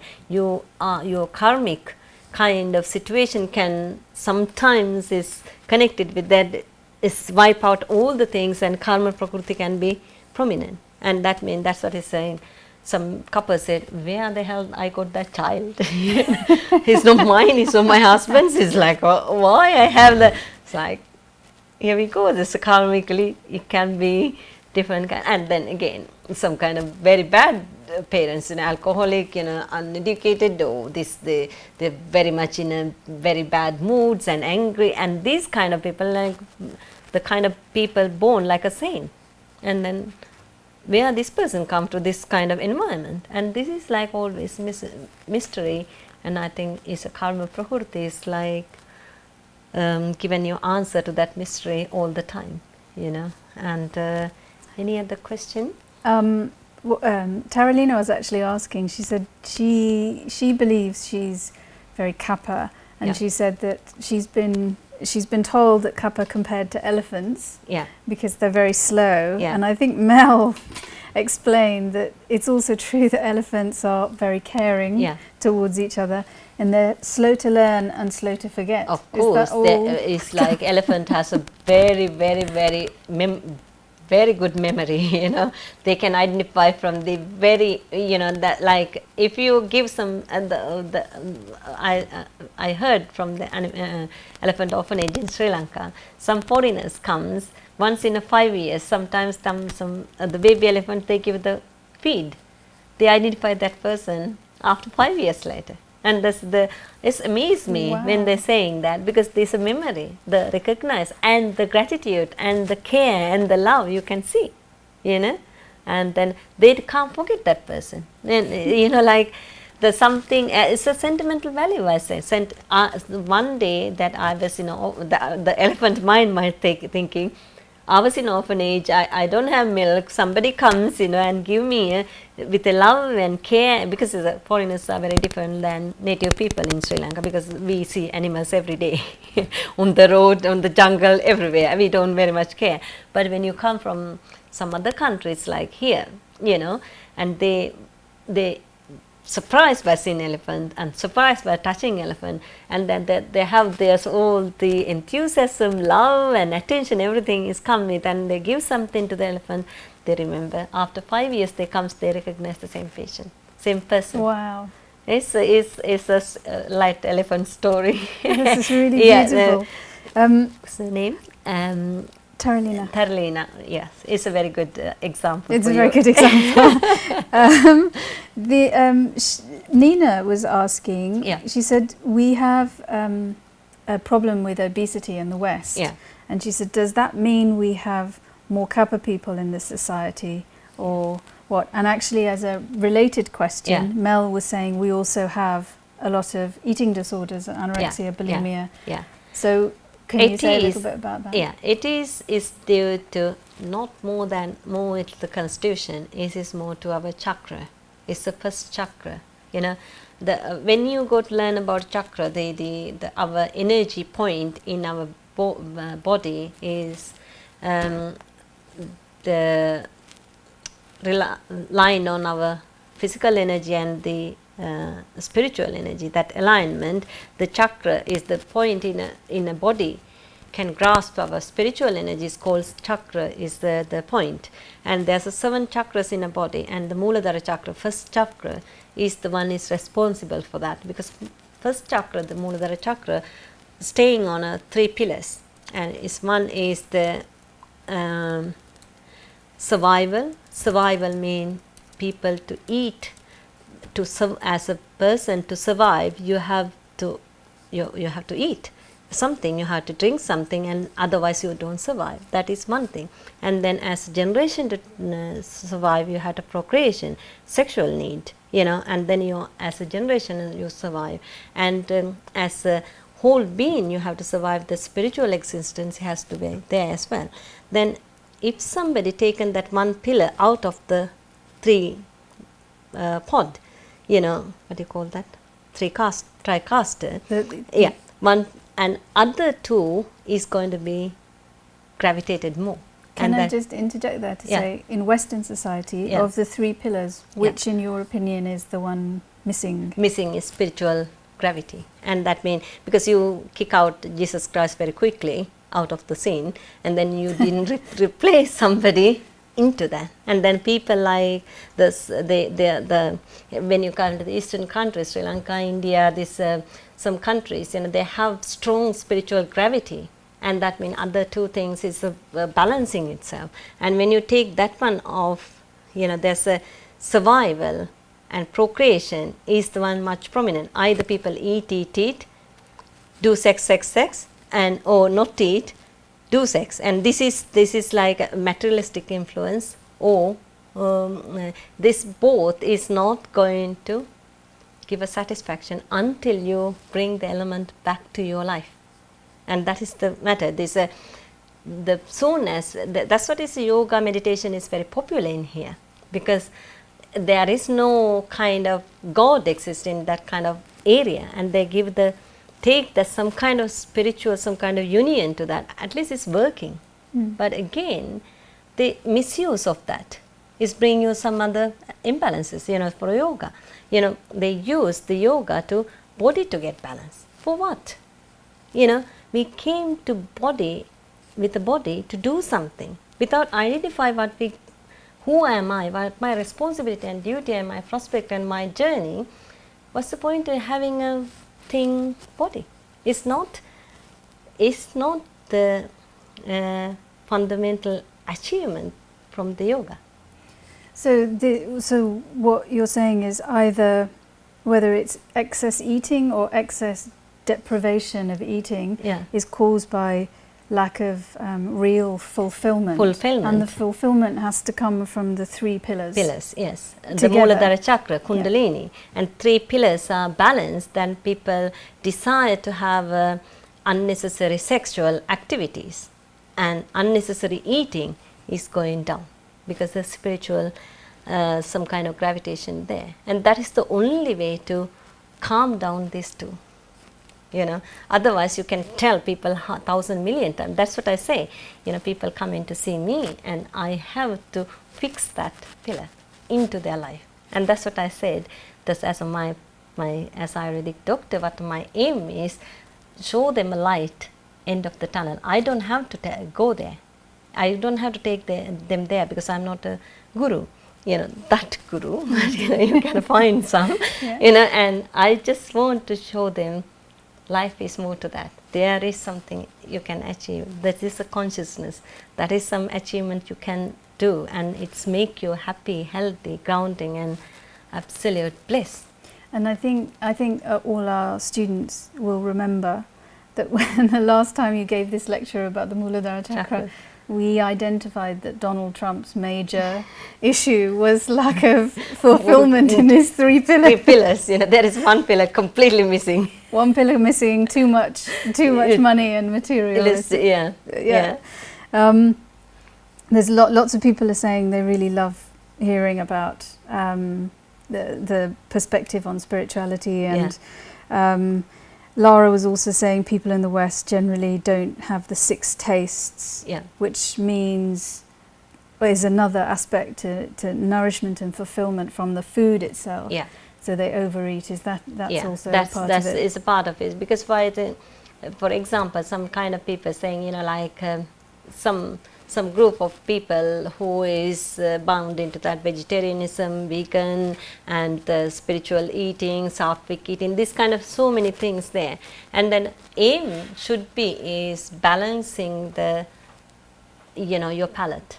And that means there is four fundamental truth about Ayurveda to how to make yourself balanced person, first thing living dharmically, dharma, artha, kama, moksha. Dharma means live according to the universe expect you to do, to keep the hold in the universe and respecting the universe, respecting the other people. And second thing is artha. Artha means everybody in their life who born in this planet has to have to question, need to be answered. Who am I and what I meant to do in this world? And if it is not, it's like they are losing the plot. Like you have to answer that question. You have to seek that. Who am I and what my prospect? Why I born to this world? And it's sometimes bring you the artha. Artha means the money and the prospect and the gravity and everything. Like Ayurvedic doctor. I identify my mission in this world, and it's make me like comfortably living.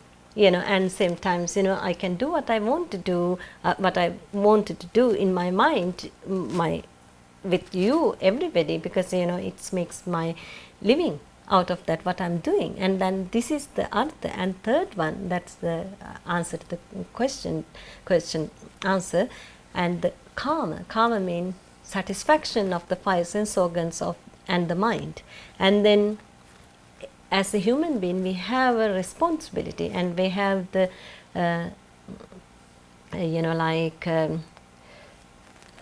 right to satisfy our five sense organs. Eat a good meal and have a nice seen nice things, and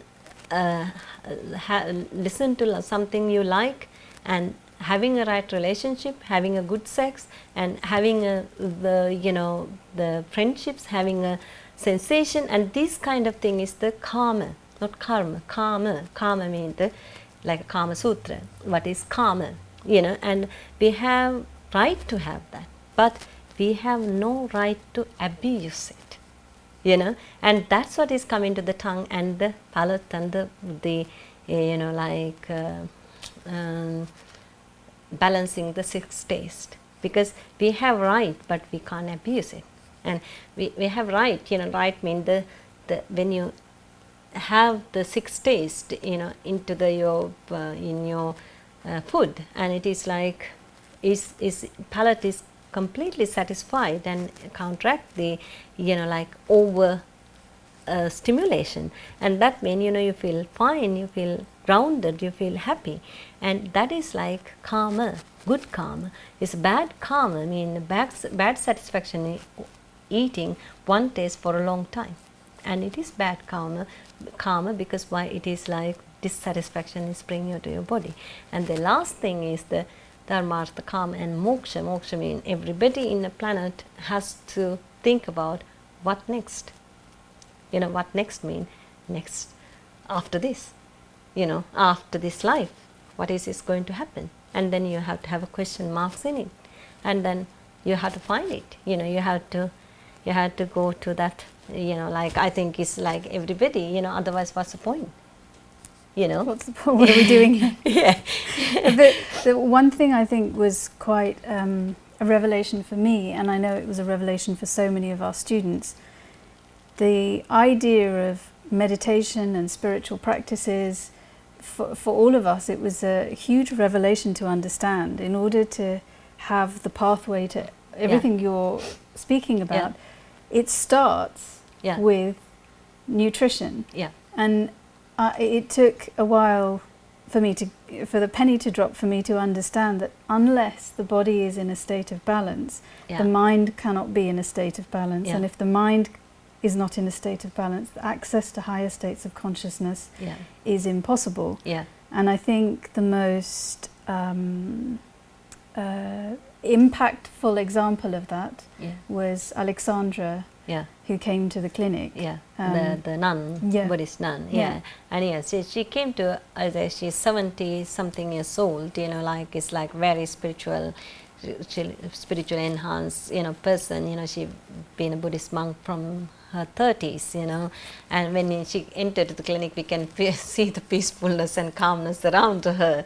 You know, she's really, you know, nice person. And then she came to me and she said to me, she has a digestive tract something, some problem in a tummy, and then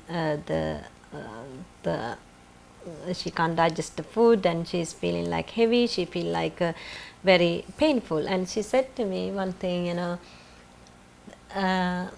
why I came to you is because she said my ultimate aim is in the 30 years to now I'm 75. I did meditation. I am in one pathway, and it's meditation is my ultimate desire to, you know, going through this path. And now I can't meditate because my physical body giving me a problem. When I sit down to meditation, I feel sleepy, I feel sluggish, I feel like you know, all the tamasic qualities. This kind, I will tell you, the mind has 3 qualities. And she said, can you please help me to get rid of this, then I can stay in, when I'm conscious, in my conscious level, to do the meditation.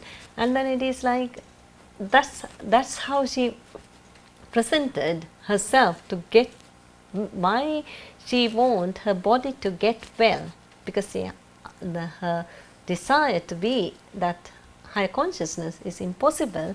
Your body is deteriorating, and as long as you can stay together, you can do so much thing within your mind.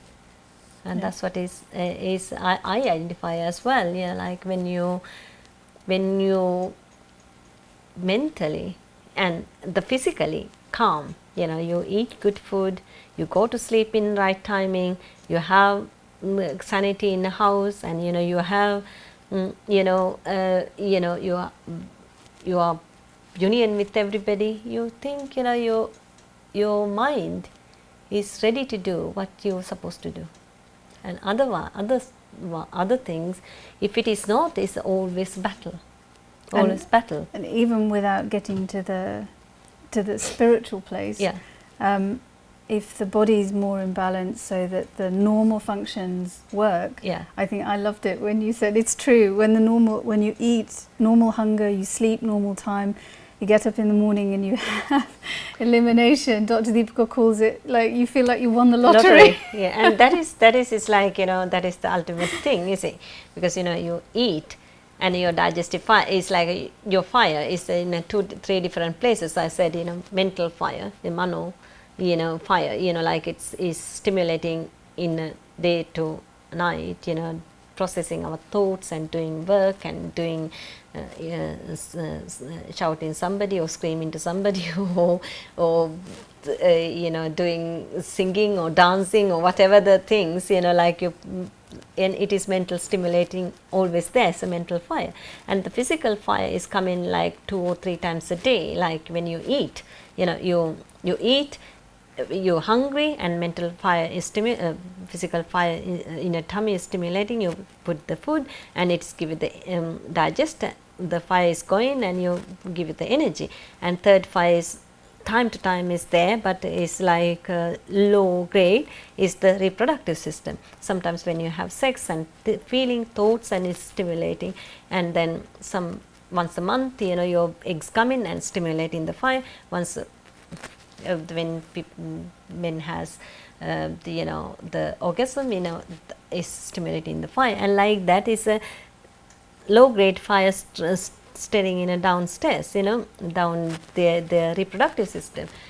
And what happened when you eat your dinner and 6 o'clock, 7 o'clock, and you know, you feel like sleepy, 10 o'clock, by the time 3 hours time, the hard digestion is kicking, and then your mental revenues, they have to close down, and they just fire is climbing down to the digestion, and then you go to sleep, and then sleeping to digestion, there's all things working properly, and then when you get up and all thing absorbs nicely and restore your balance with your energy, with the you know, nutrition and your waste products in the end of your anus, and when you get up, first thing you can feel like, oh, I want to run to the toilet because it's the whole thing is like happening, and you run to toilet, empty that, the life is kicking again.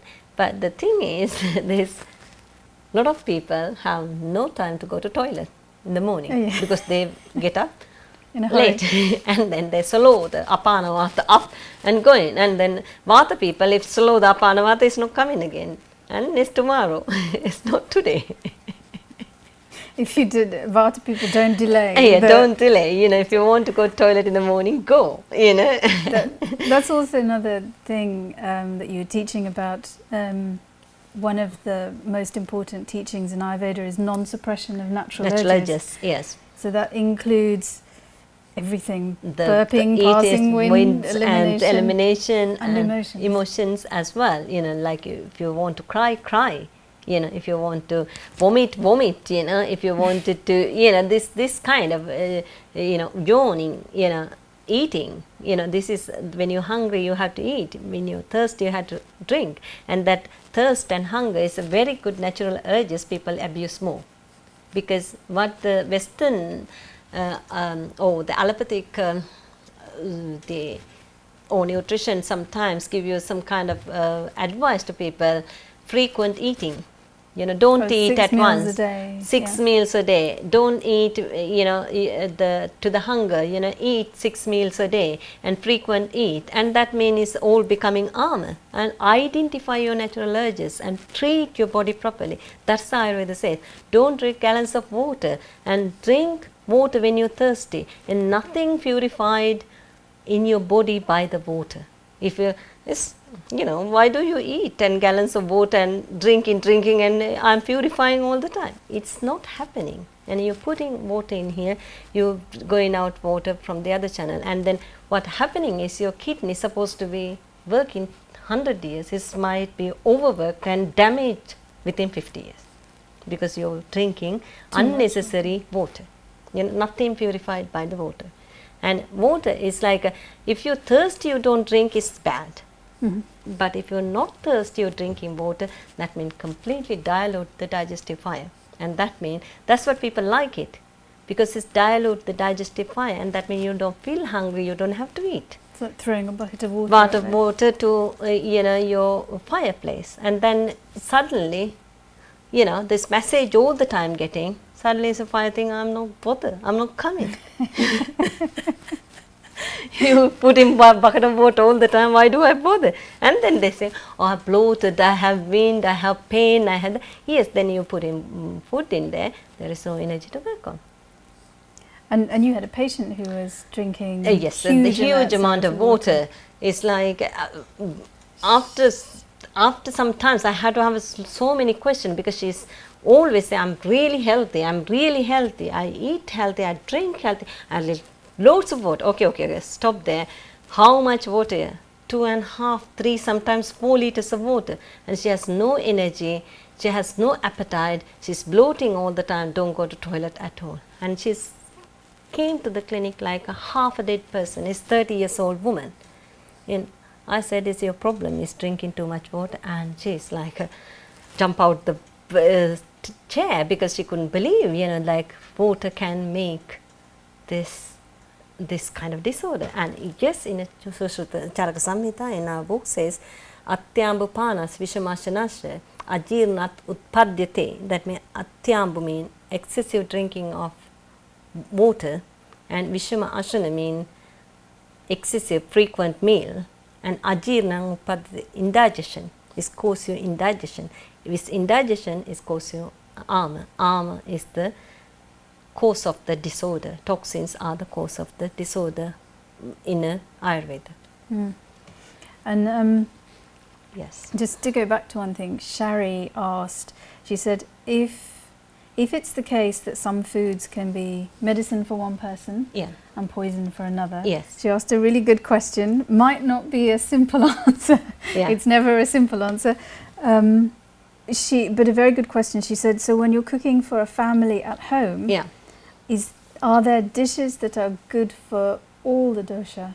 Yes. That's what is becoming like the mind quality.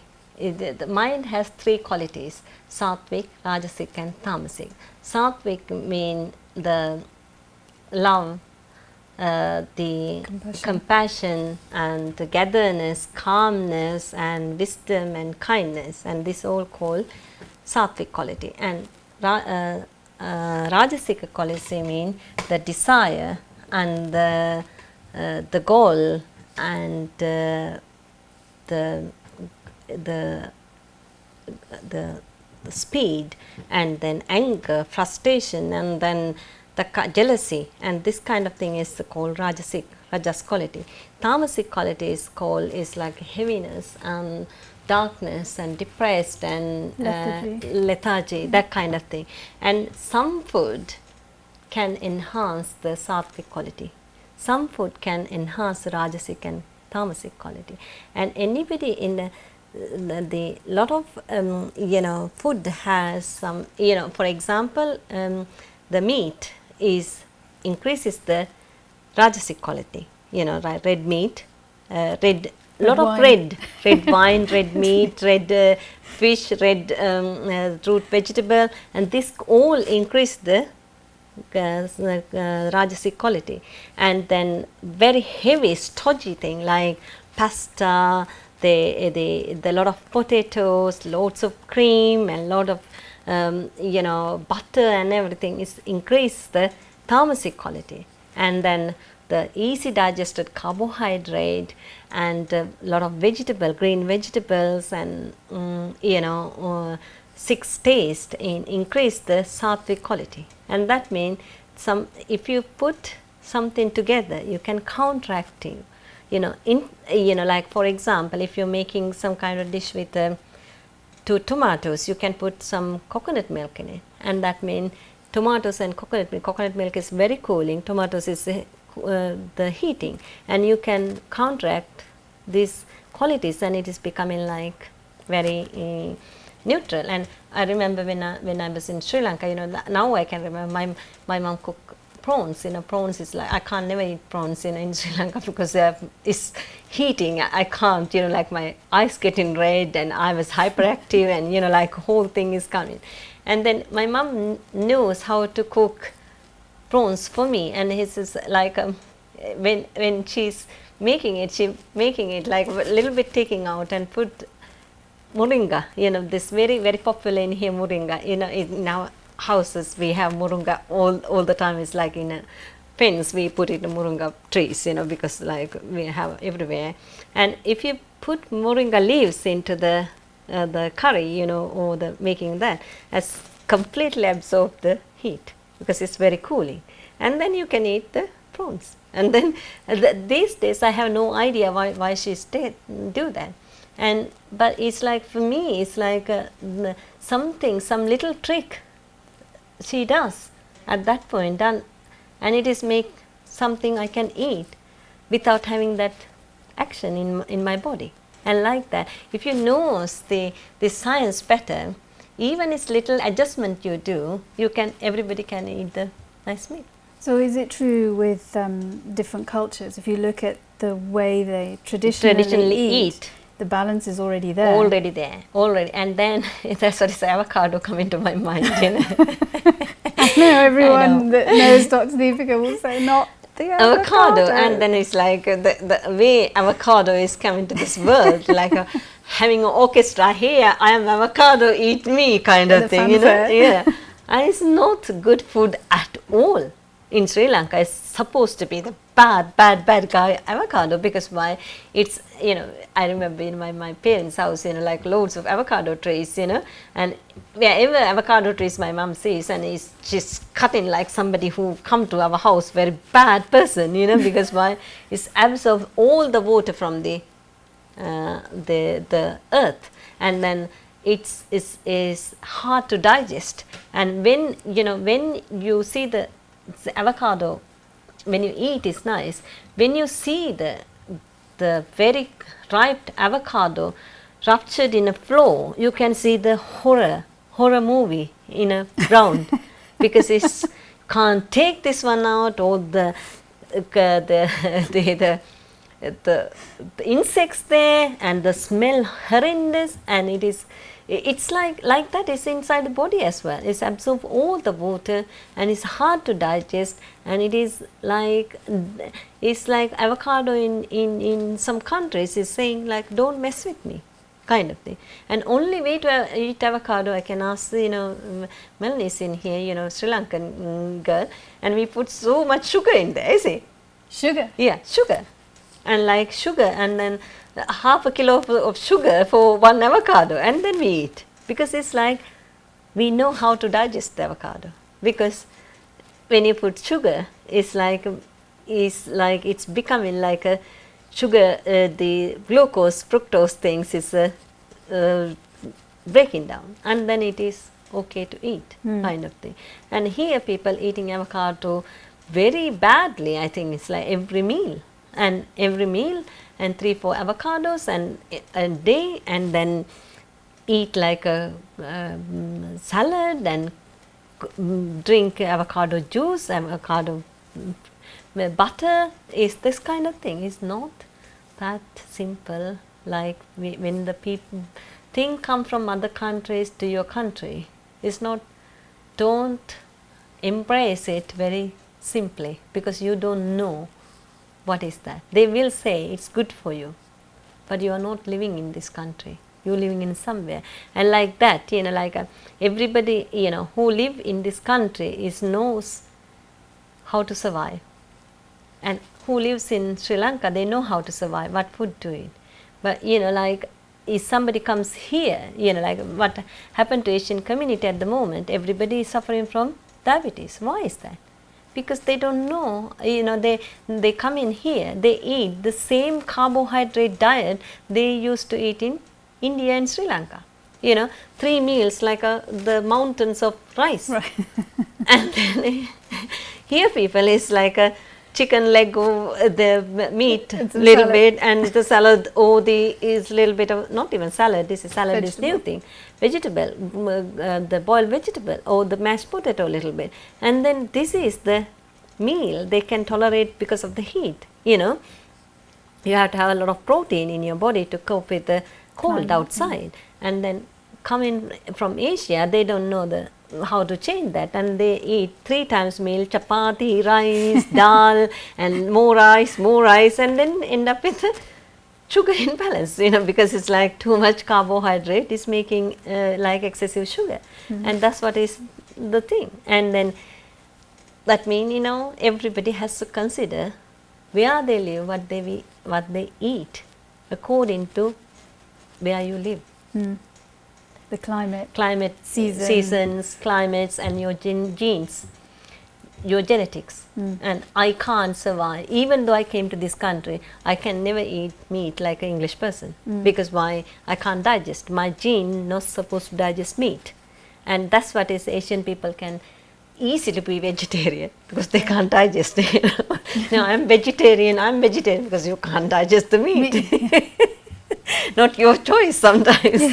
I love the beef, I love lamb, I love chicken, but I can't eat, because like that's what they're saying. Not I love, they saying I love that, but when you dig it, I'm vegetarian because you vegetarian not by your choice, because you can't eat the meat, because your digestion is not supposed to have that much of meat.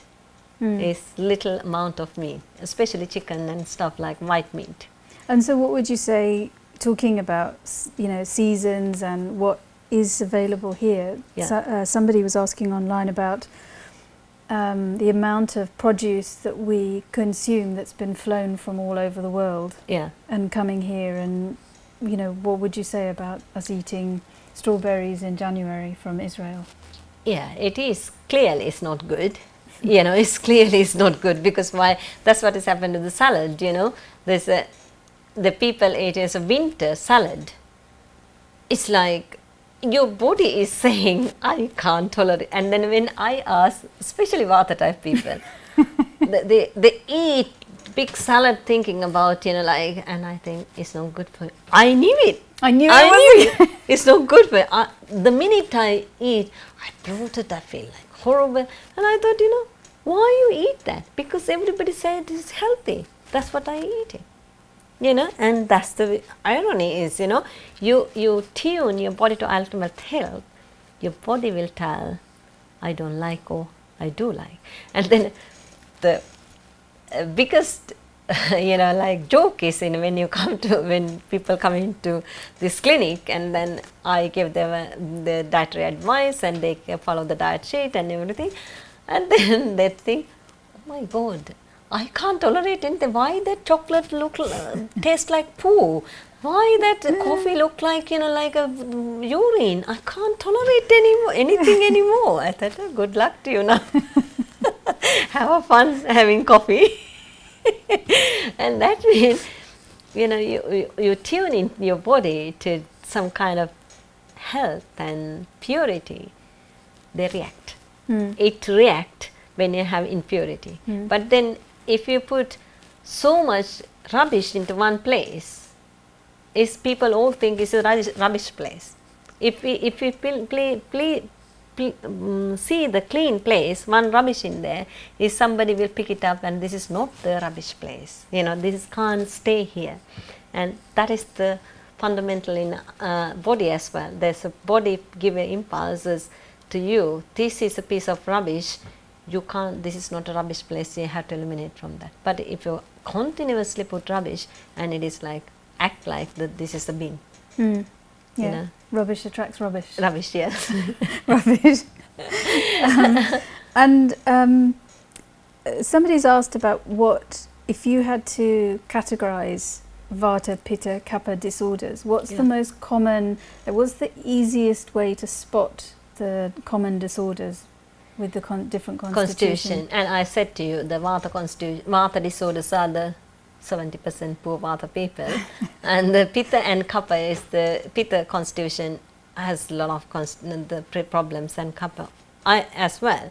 But Vata because Vata has the movability, you know, Vata has a spreading, Vata has this because of that movability, always, you know, up and downs. It gives you the imbalance. So from your experience in the clinic, what are the most common disorders you're presented with for Vata, Pitta, and Kapha Pitta, people? Kapha people with Pitta imbalance, because Pitta imbalances. They are going to, I told you, they are going to the square place, round peg is there. They're going to fit in, and this is give you so much aggravation. Vata, Pitta, Kapha, and that means 3 people is coming with a Pitta. It's a fiery with Pitta disorders. Because of the environment, the lifestyle is expect them to behave certain way, and not their ways. And if somebody can go in, they like, oh, I behave my way, I go to mountain and I go into this, I go into that, and then people think they are bonkers, and maybe they might be having a good life within them, you know, kind of thing. Yes, that's what it's. That's, you know, this somebody said. John Lennon, they say more you real, more unreal the world is going to be, and that's what it's all about. More you real, more unreal your everything going to be, you know. What somebody's asked also is, and what I would like to ask you is just a little bit about the course. So at the Ayurveda Institute, there's a number of courses we run.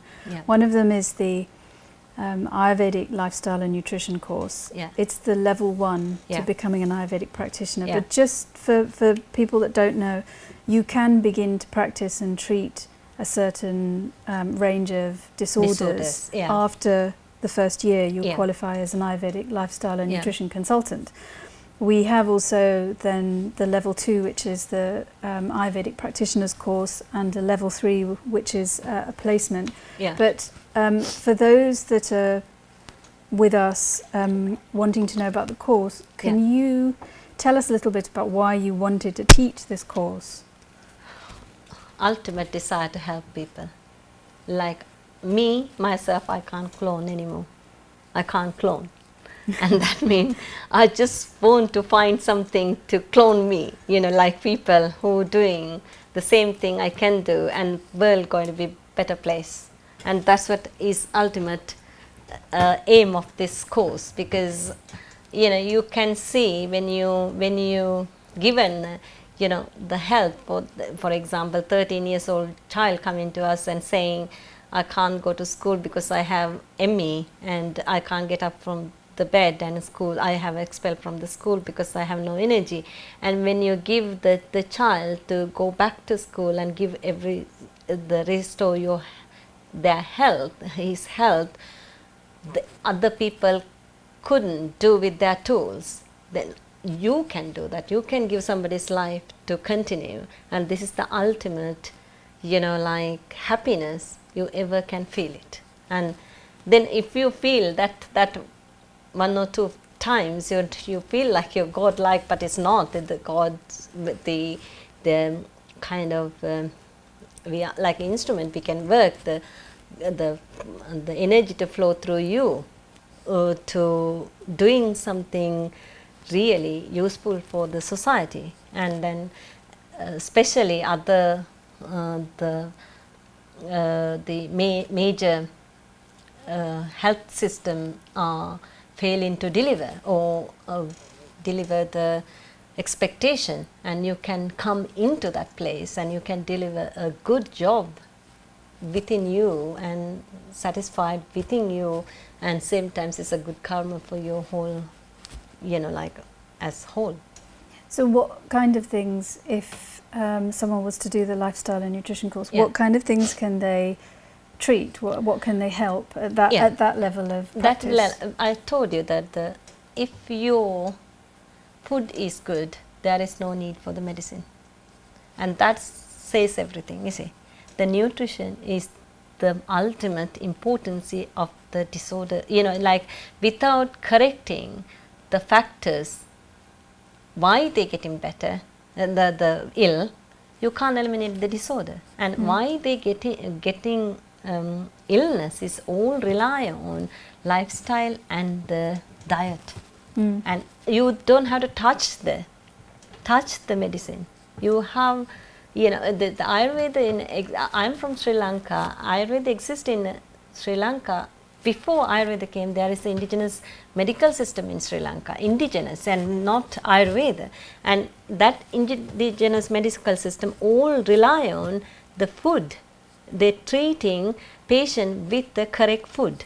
And that's the fundamental of indigenous medical system in Sri Lanka. And that's what Sri Lankan doctors are very different, because they bring the indigenous medical system to this Ayurveda. And that's why like whenever you go to, I'm not discriminating any other doctors, but you can go to Sri Lankan doctors and they more emphasis on diet, more telling you what to eat and not to eat. And but as like I got 4 sisters plus me, 5 girls in our house. Like my mom knows how to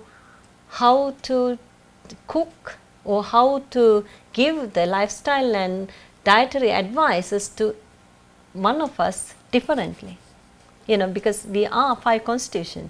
Me Vata, my sister Kapha, my other sister Pitta, and everybody. And she's like a Kapha person, like she knows whole people, like remember, she ran after me to make sure I eat the food. But I think my Kapha sister, why do you not run after my Kapha sister? Because she eat my food as well, and that means what's the point running after her, and like that, it's like a lifestyle. That is lifestyle, and that is rely on the constitution. Diet rely on the constitution, and then when you for example, I have a lot of examples in this clinic. One of a patient who came, and you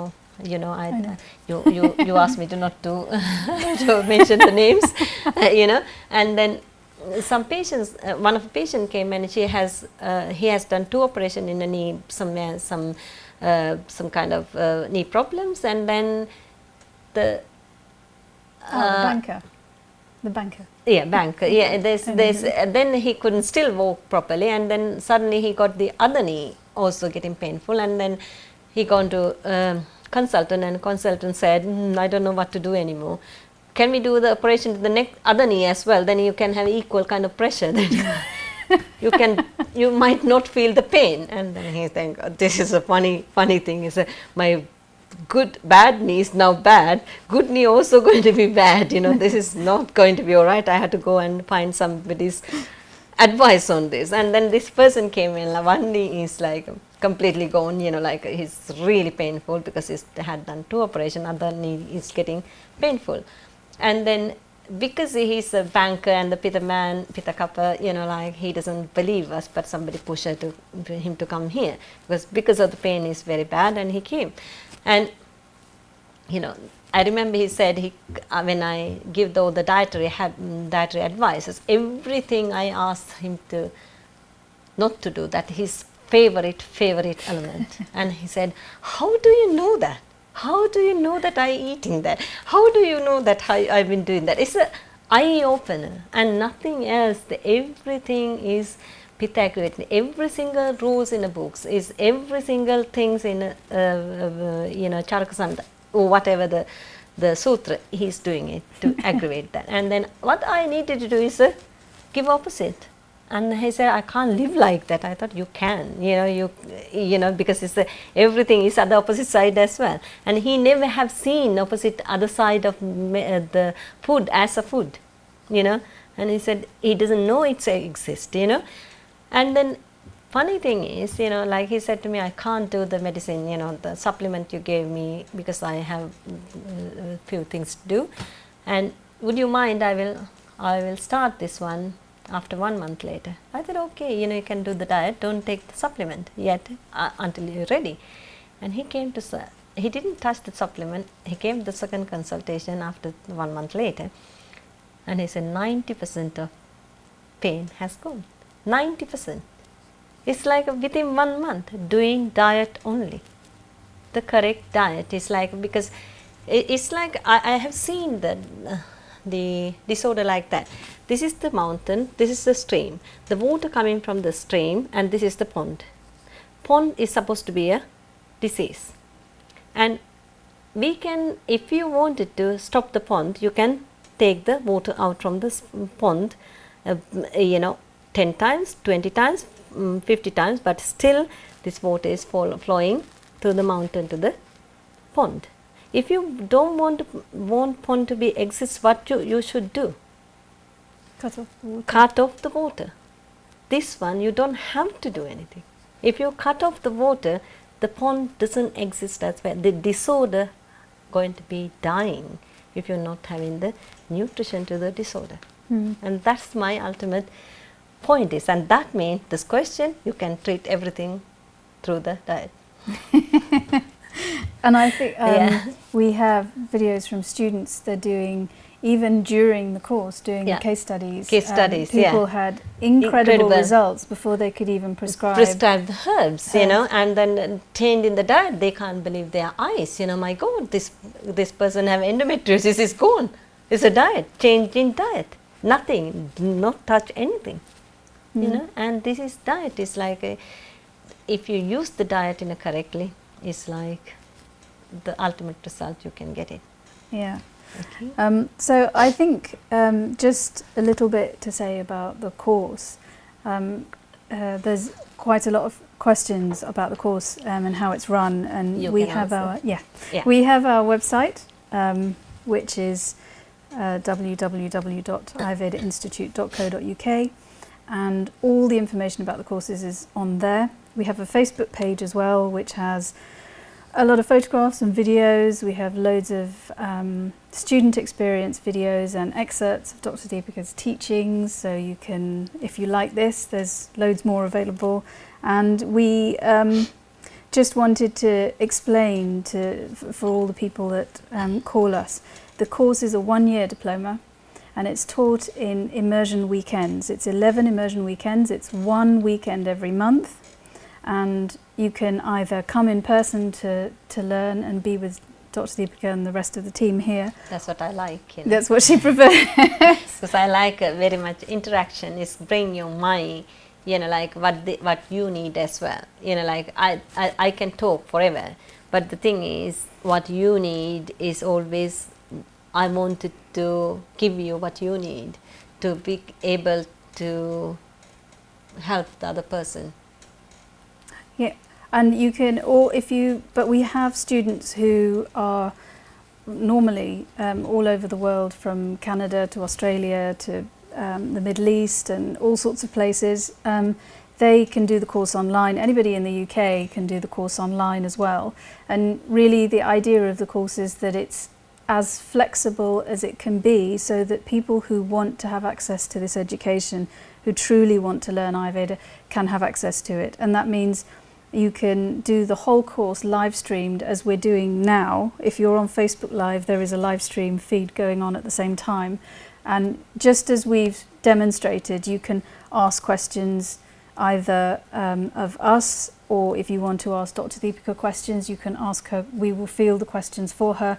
But at all times, there's this time we only have me answering some of the questions online and some of the old students, but normally we will have other Ayurvedic practitioners and Ayurvedic doctors who are online, and sometimes guest Ayurvedic doctors who come onto the live chat, and they answer all the questions. And it's really, the purpose of this is that online learning shouldn't be remote and disconnected and passively watching a video. This learning Ayurveda is, in this way, such an intimate transmission of 25 years of practice. It's all your experience, and we tried to make it really as close to the in-classroom experience as possible. So you're really connected to us. We're in constant communication with you. We're constantly answering questions. When Dr. Deepika asks people in the classroom to share their experiences, the same thing happens online. It's a really great community, great discussions going on. Sometimes I have to interrupt the classroom to say, this is the debate going on online, and it's really interesting. So online doesn't mean you miss out on anything, obviously. And like again, you know, like practice to be practiced in your country, so here or anywhere, you have to identify, you know, for example, in here it's really weather, and then the diet and what they're eating and this kind of thing. First, when I came to this country as Ayurvedic doctor, even though I have a 7 years BMS degree, and you know, I treated a few people in Sri Lanka, you know, not too much, you know, I came quite early and I worked in the hospitals and stuff like that. But when I came to this country, I couldn't understand, you know, because nothing works. Because why? You know, for example, when I one powder called Datri, you know, like we used that one in Sri Lanka as a purgative, you know, like you know, in here, you know, I give to patients, you know, like they sleep with a purgative powder and they run to toilet 10 times, and then I couldn't understand what is happening, you know. Because I suddenly realized, you know, the Sri Lankan people digestive fire stay in a digestion, and by Western people digestive fire is like eliminate from the digestion and in the head, and it's a two place to climb down. You know, when you administer the powder, they have first is relax and they go to sleep and digestion start. And the Sri Lankan Indian people is when you administer the powder, straight away going to digestion, is digestion kicking up. And like that, where they live and how they work and how they behave, everything is changing. And then if you learn from me, and I think, I don't know, another person can come like that my way, you know, because it's knowing how to treat the people according to their climatic and genetic and the changes and the, you know, like the diversity of the ethnic groups, how to administer the medicine according to that, how to give the advice onto their genes and their climate, their, you know, where they live, what they're eating is quite different. And also the practice of Ayurveda in the West is completely different in terms of the psychosomatic causes of disorders, plus the counselling aspect of Ayurveda here is far because greater emphasis. When I was in Sri Lanka, I can see 30 patients to 70 patients a day. Is here, if I see 7 patients, I'm knackered, you know, because I can't, so, you know, 7 hours end up with the 14 hours, because why people have too much, because all the all the disorders have a 90% of the emphasis on psychosomatic. Psychological problem is becoming like physiological effect, and people come into the physiological element, but the problem is have to undo from the psychological the place, and it takes so much time, because constitutionally personally we have to connect to undo this psychological imbalance from there. And it is like sometimes it's like art, you know, if you know the constitution really nicely, it's like a art and talent, you know, like it's like you can get it, it's like it's a jigsaw puzzle, you know, you until you fix everything nicely, and you know your brain is working with a like kind of enthusiasm, you know, enthusiastic to put that puzzle right. And that is, you know, you know, you can see when you are even I have experienced through my students last year, and they suddenly, one of the patients said to me, the student said to me, she felt like suddenly, I felt like God, you know, people looking at me to sort it out all the problem, and then I feel so scared. And suddenly you feel like that, because when you given the 2-3 advice is working, and people like, oh my God, she know the all answer to all my problem. And also lots of patients feel, because you can tell from the constitution what problems they're going to have emotionally, whether it's in the relationship or in the work environment. For instance, Vata person like me, you can tell if I'm struggling, the first thing, the predisposition is to feel anxious, insecure. And if somebody can tell you, I know that's what you're struggling with, without you having to tell them, you feel for the first time in your life somebody understood me completely. Especially Vata type people, and then they think, oh my God, suddenly penny drops, somebody tell me, you know, how I feel, somebody feel the, you know, it is nothing wrong with that, you know, kind of thing. Is really interesting to see. And the Kapha people as well. Gently, gently. Gently, gently. Yeah.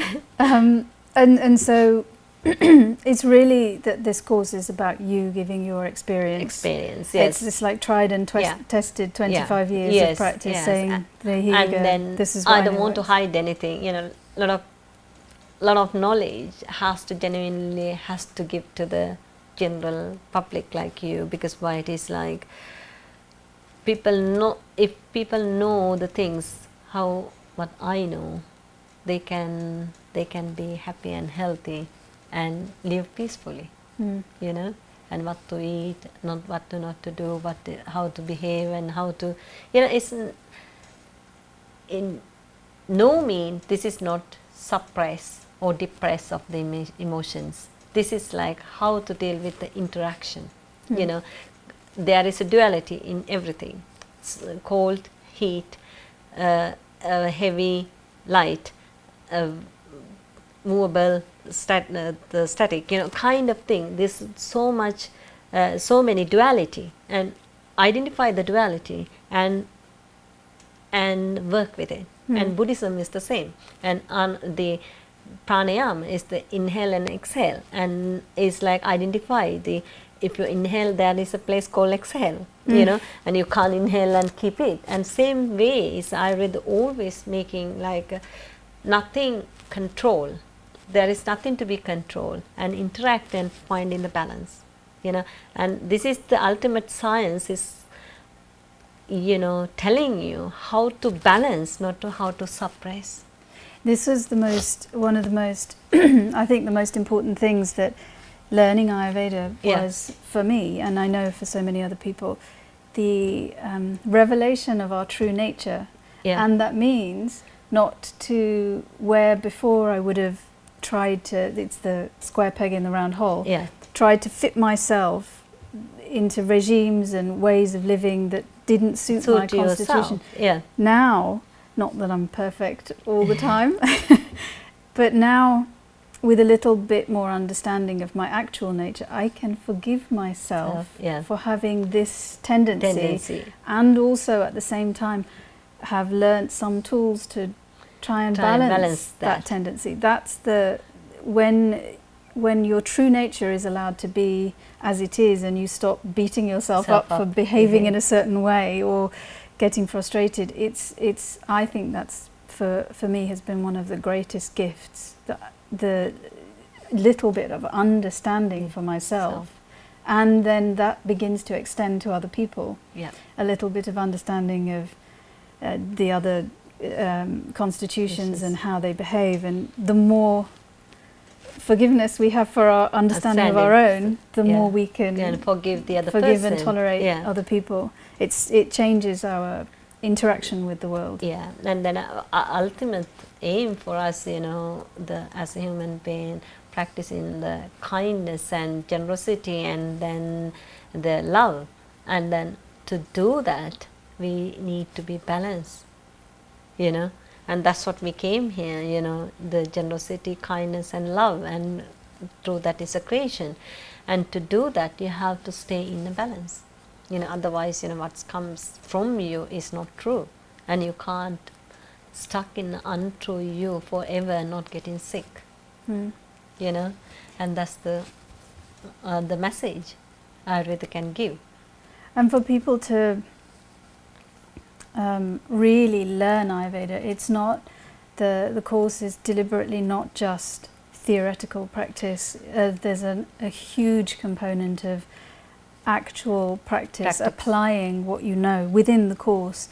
We do supervised training clinics, so you do supervised consultations, and because we have the Ayurvedic clinic here, we use real patients. You do between 10 and 15 consultations supervised by the Ayurvedic doctors with real patients. You do case studies, and you can have individualized feedback on the results of your case studies.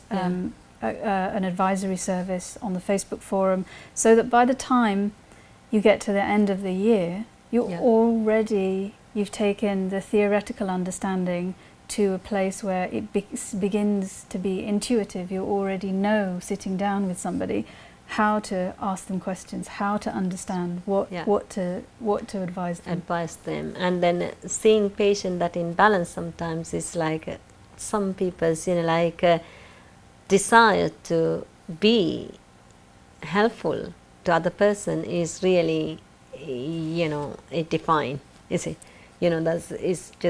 It's coming to you like, okay, these people are suffering, and if I can do something for them, and it is like my living is justified, kind of thing, you see. And that's the thing, for me it's like that as well. My living has to be justified in this world, and then this what I'm doing is what we are doing together is like so many times it's feel like justifying our living, you see. That's what you are here from the corporate world to come into me, and after 10 years of begging to come and work with me, and from 4 years ago, you just took the decision because you can't, as a Vata type person, survive in that corporate environment. Not corporate, but the corporate. I don't know. It's like a kind of environment, demanding. Very, very demanding. And to that end, in order to make sure that people are using the knowledge that you're giving them, we really want to do everything we can to support people in practice. So even after they graduate, we give access to a free advisory service. We also provide Ayurvedic supplements on a not-for-profit basis, so that we know that you can have access to very good quality Ayurvedic supplements, which you can get through us. And there's just so much. There's so much to the course, and we have now established the Association of Ayurvedic Professionals in the UK, and the establishment of this association is one of the principal reasons is to promote and support Ayurvedic professionals, particularly our homegrown practitioners. And so we have various ways to promote and support and help them. We do practice development sessions within the course, which deal with everything from getting your insurance to practice, to setting up your website, to how to charge a client and what to do. And then the association goes on to promote you on the website. The association is also there to provide public education and raise awareness of Ayurveda, because one of the biggest challenges that we found is that not that people don't want to come and have Ayurvedic treatment, it's that they simply never knew that Ayurveda could help them with endometriosis or autoimmune disorders or fertility issues or any range of disorder. Most of the problem is just lack of awareness. So we are using both the clinic, the institute and the association as portals to raise awareness of Ayurveda, to educate the public as far as we can, and finally also to promote an integrated approach between allopathic medicine and Ayurvedic medicine to certain disorders such as cancer and fertility. Yes, cancer and fertility, and then other things as well, because it's like the ultimate aim wherever we go is wherever you're getting help, the health is ultimate goal, is it? Like it doesn't matter allopathic, it doesn't matter homeopathic, it doesn't matter acupuncture, it doesn't matter Ayurveda. And if it's a patient getting better with any of them, we can integrate everything and give a correct, thing for them. But unfortunately, allopathic medicine is like so slow to looking at us as respectable and delivering kind of source, and that means we need to be prove this is happening, and then they will come and join with us, the few doctors, It's also the case that I read frequently, we read developments in allopathic medicine such as the gut intelligence of the gut, and whenever I speak to Dr. Deepika about these new developments, the answer is always, this was already written. This is known a long time ago. So this is really, for a lot of people, the study of Ayurveda is going back to the source, going back to the original source of the knowledge and the understanding. I just want to answer a question that somebody asked, and it's a question that a lot of people ask about the course. They say, is there a path to becoming an Ayurvedic doctor through the program, and what's the natural progression for someone starting from the very first year of study? We without having thinking about, we start the first year course and Ayurvedic nutrition and lifestyle course, and then people are practicing now.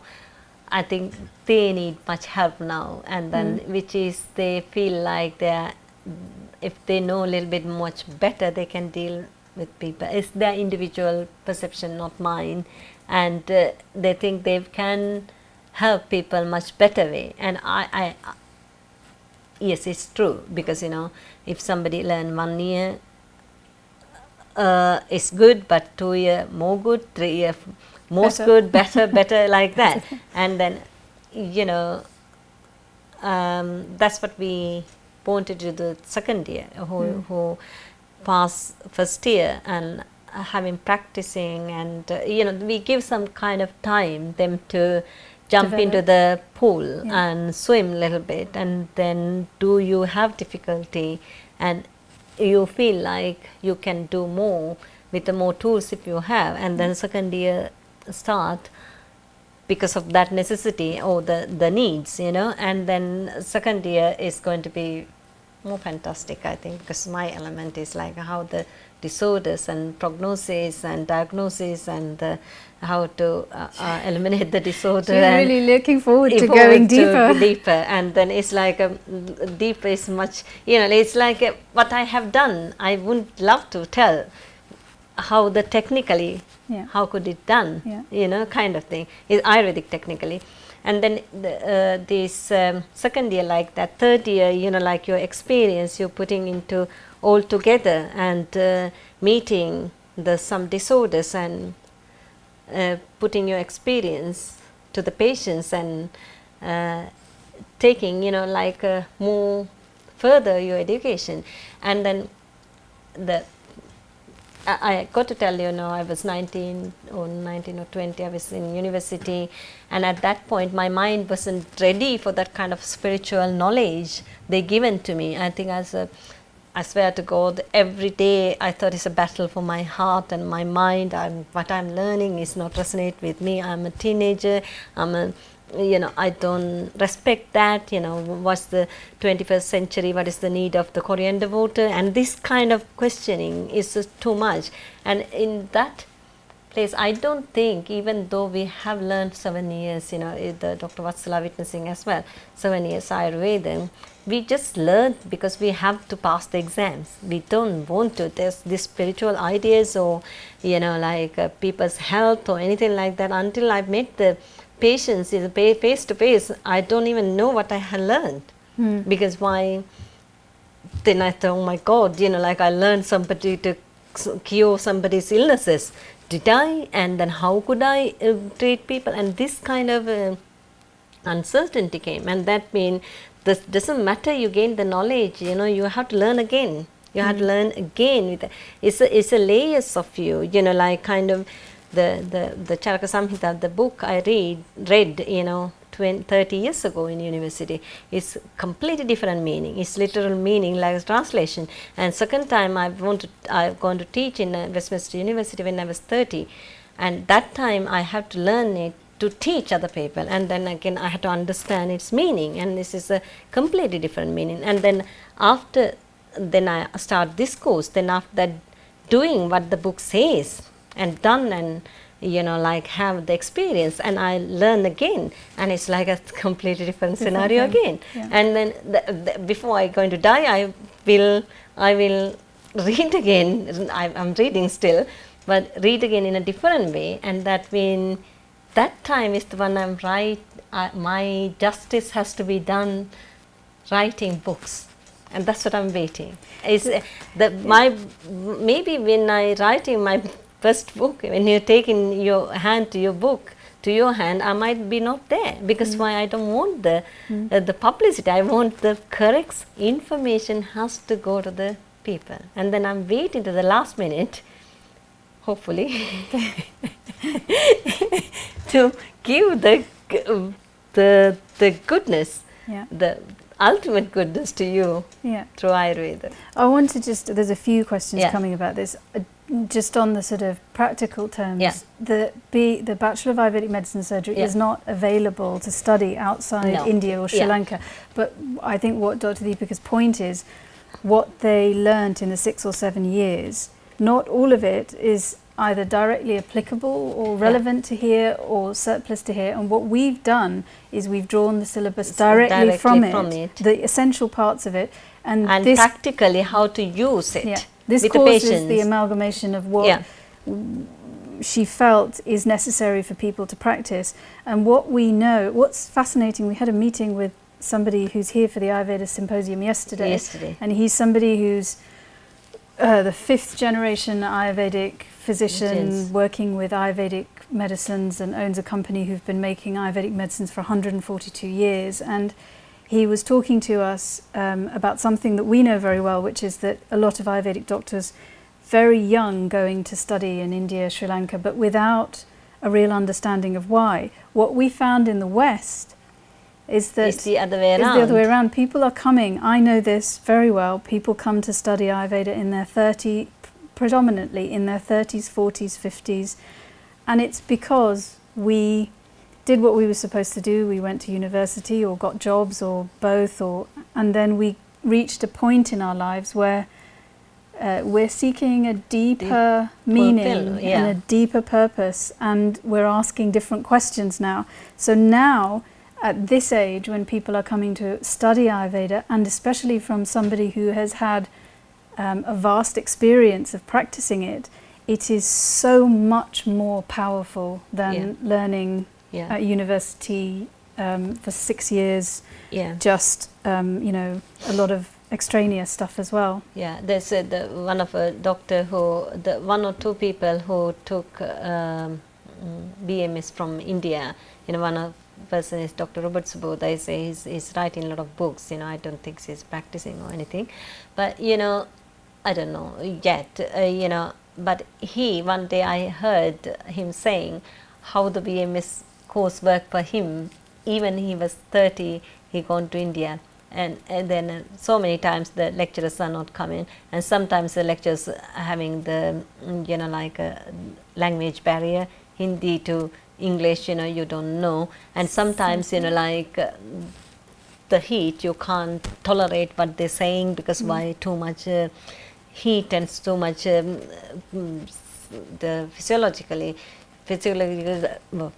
changes because climate, and this kind of thing. And he said, I remember he said he didn't learn through BMS, but he gone to some kind of Ayurvedic guru, the Gurukula program, somebody who practicing Ayurveda in that village. He gone and sat down with him and learned a lot of stuff from him, and that's what he became that kind of doctor, and I can understand because I learned Ayurveda like that way in 5-7 years in Sri Lanka, some three lectures in a month, kind of thing. That's the way it is, because that is universities, and then you are 19. The real learning is in practice. In practice, because when you think about yourself in 19, what you want to do, like learning the spiritual language for not knowing what is the 21st century and use of this, and then they into their youth and the fantastic idea how to conquer the world in a different way, and in that knowledge is at that point is too heavy to grasp.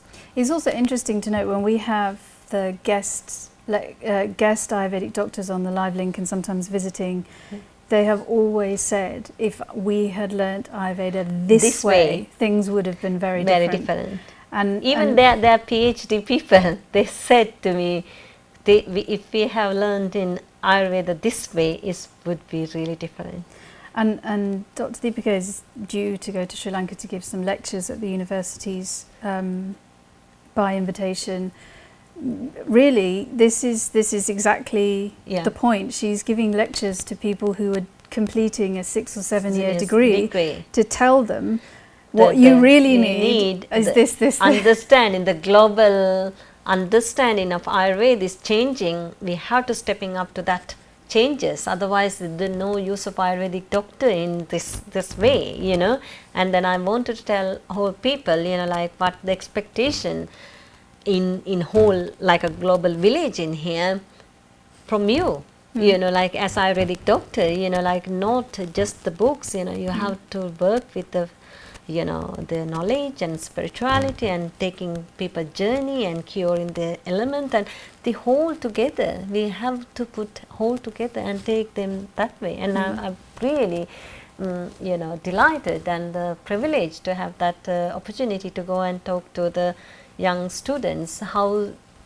we can step up to this level. And I'm going to just answer this because this always causes a lot of confusion, very understandably, because there's no clarity if you look on the internet about this, about the categorization in the West of people who practice Ayurveda. So for us, if you complete the first year, you become an Ayurvedic lifestyle and nutrition consultant. If you do level 2, you become an Ayurvedic practitioner, and level 3, an Ayurvedic practitioner.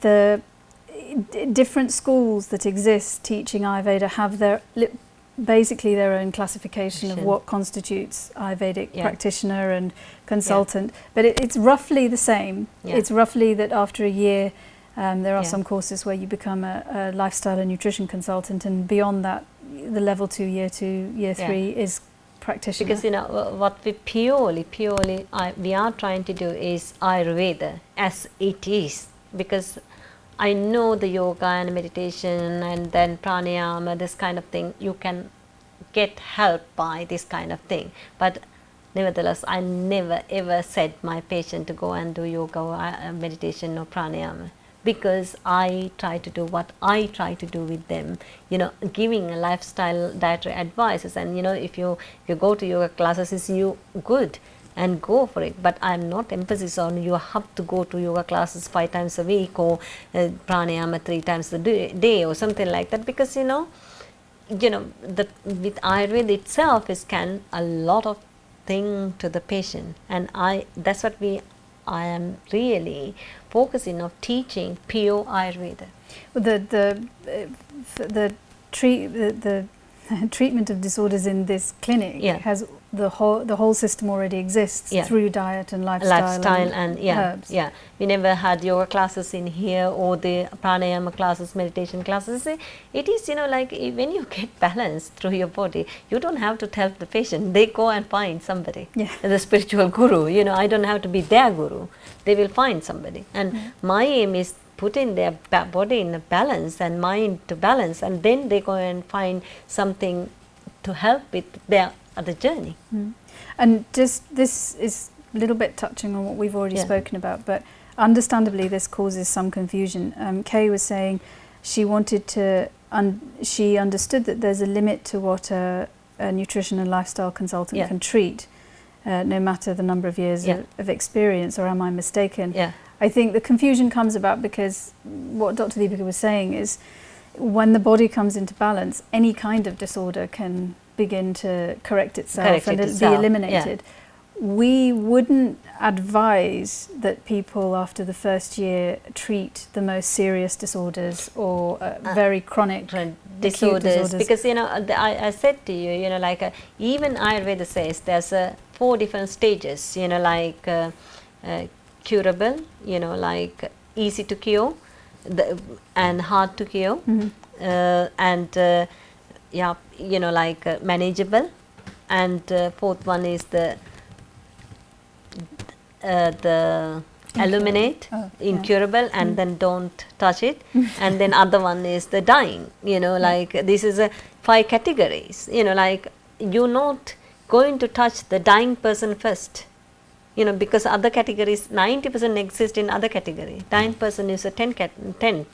10 people are incurable, asadhya we call. Asadhya mean hard to cure, incurable, and effort with and lots of life experience and karmic and every gravity we have to get that person out of that disorder. And as a young doctor or young Ayurvedic practitioner, I never ask you to touch that person and leave them alone. Even I'm not touching them. Because why?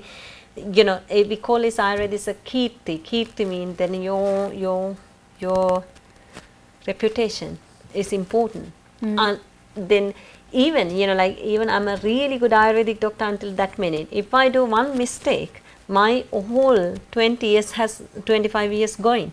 And that means you have to be careful not to do that mistake.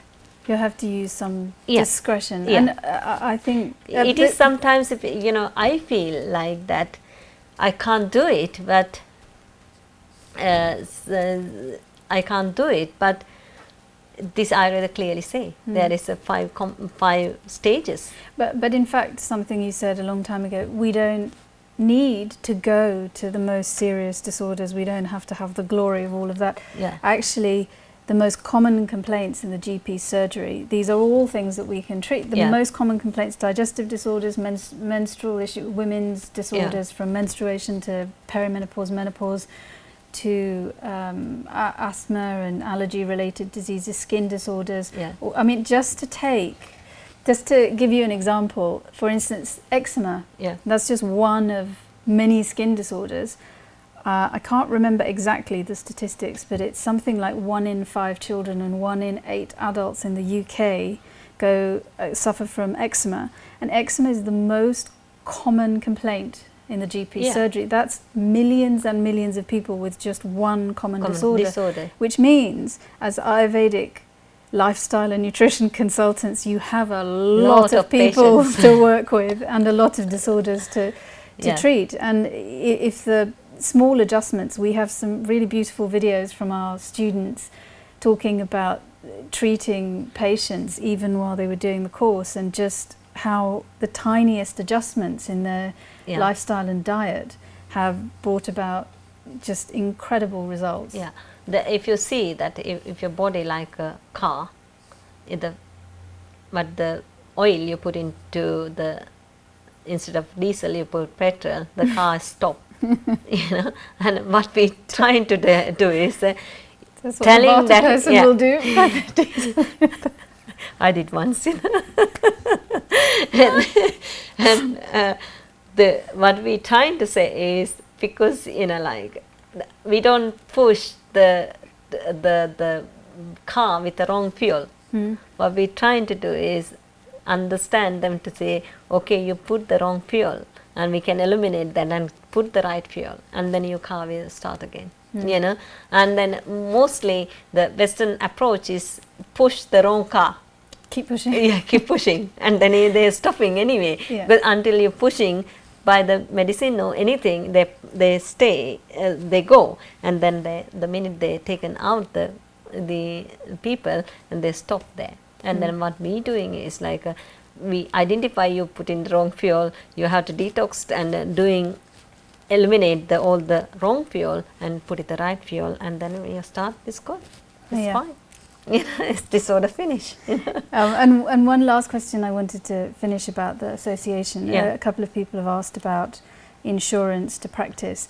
So at the moment, all our courses are accredited by the Complementary Medical Association and are now accredited by the Association of Ayurvedic Professionals. And we have effectively arranged membership and even insurance for practitioners once they graduate, and we've managed to negotiate a much more Ayurveda specific and better deal on insurance, a cheaper deal on insurance, based on us not taking any commission for introducing. So it brings the cost down, and this is all part of our effort to support practitioners and give you as much help as we possibly can. And the one thing to say about the Association of Ayurvedic Professionals is we want it to be very specifically Ayurveda and aimed at supporting the people that Dr. Deepika and Dr. Vatsala train at the Institute. So that includes lifestyle and nutrition therapists, Ayurvedic practitioners, but also Ayurvedic massage therapists. We run massage courses. And just a little side note, Ayurvedic massage therapy, Abhyanga Mama massage, Panchakarma therapy, if you were to study the BAMS, the Bachelor of Ayurvedic Medicine and Surgery, it's included in the whole syllabus.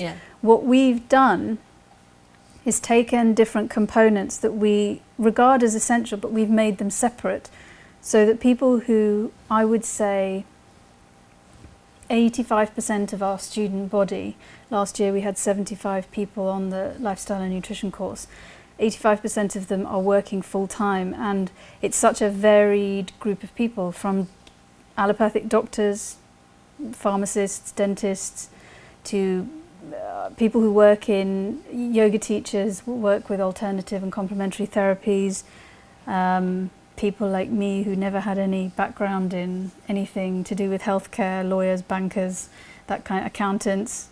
I can name all of them. And also people, full-time mums, carers, all those sorts of people. So we wanted to make it as accessible as possible, and the only way to do that was to make it flexible. We've separated them so that if people want to do Ayurvedic massage therapy, they can. If they don't want to, they don't have to. Again, with this course, we've made the pure Ayurveda elements are the core options that are compulsory. But if you don't want to do the optional elements, they're practice development, Sanskrit classes, anatomy and physiology, all of those, it's up to you, and it's up to you when and how you do them. So everything we teach is, you can attend in person or on Livestream, and it's all recorded. So students have an access code to the channel where all the library of recordings, so you can catch up at any time, and in that way you can have as much access as you need. So that, I think, is a sort of quick encapsulated answer to some of these questions. There's a lot of questions, and thank you for all these questions. One penultimate question I'm going to ask you is, Joanne was asking, Joanne, you remember from the massage course, she said, she was talking about after her consultation she had a diet sheet for her, and she said, will we learn which foods are suitable for pacifying doshas in year 1? The answer is a big yes. Yeah. That's the whole course, effectively. So I think we are close to 5 o'clock. One very last thing I wanted to ask you is, I've had the privilege of watching, I can observe from the background of watching so many students learning Ayurveda, and having had the experience myself, I can quite honestly say that for everybody, without exception, it's been an enormously transformative experience. They have this great journey through learning Ayurveda, and I just wanted to give you an opportunity to say something about what their experience is and how you feel about it. I think, it is great opportunity to you to find yourself. It's a discovery of life, and then that's all about this course. And you find yourself, you find others, and you find others in a different reason, because before that you find others for the petty reasons, who are they, what they're doing, and how they is better than me, or they're greater than me. That you find people in a very interesting way after you learn this one, and how to help them if they are in somewhere down than you. And then discovery of yourself is the ultimate joy, and that's what you are going to do. Thank you very much.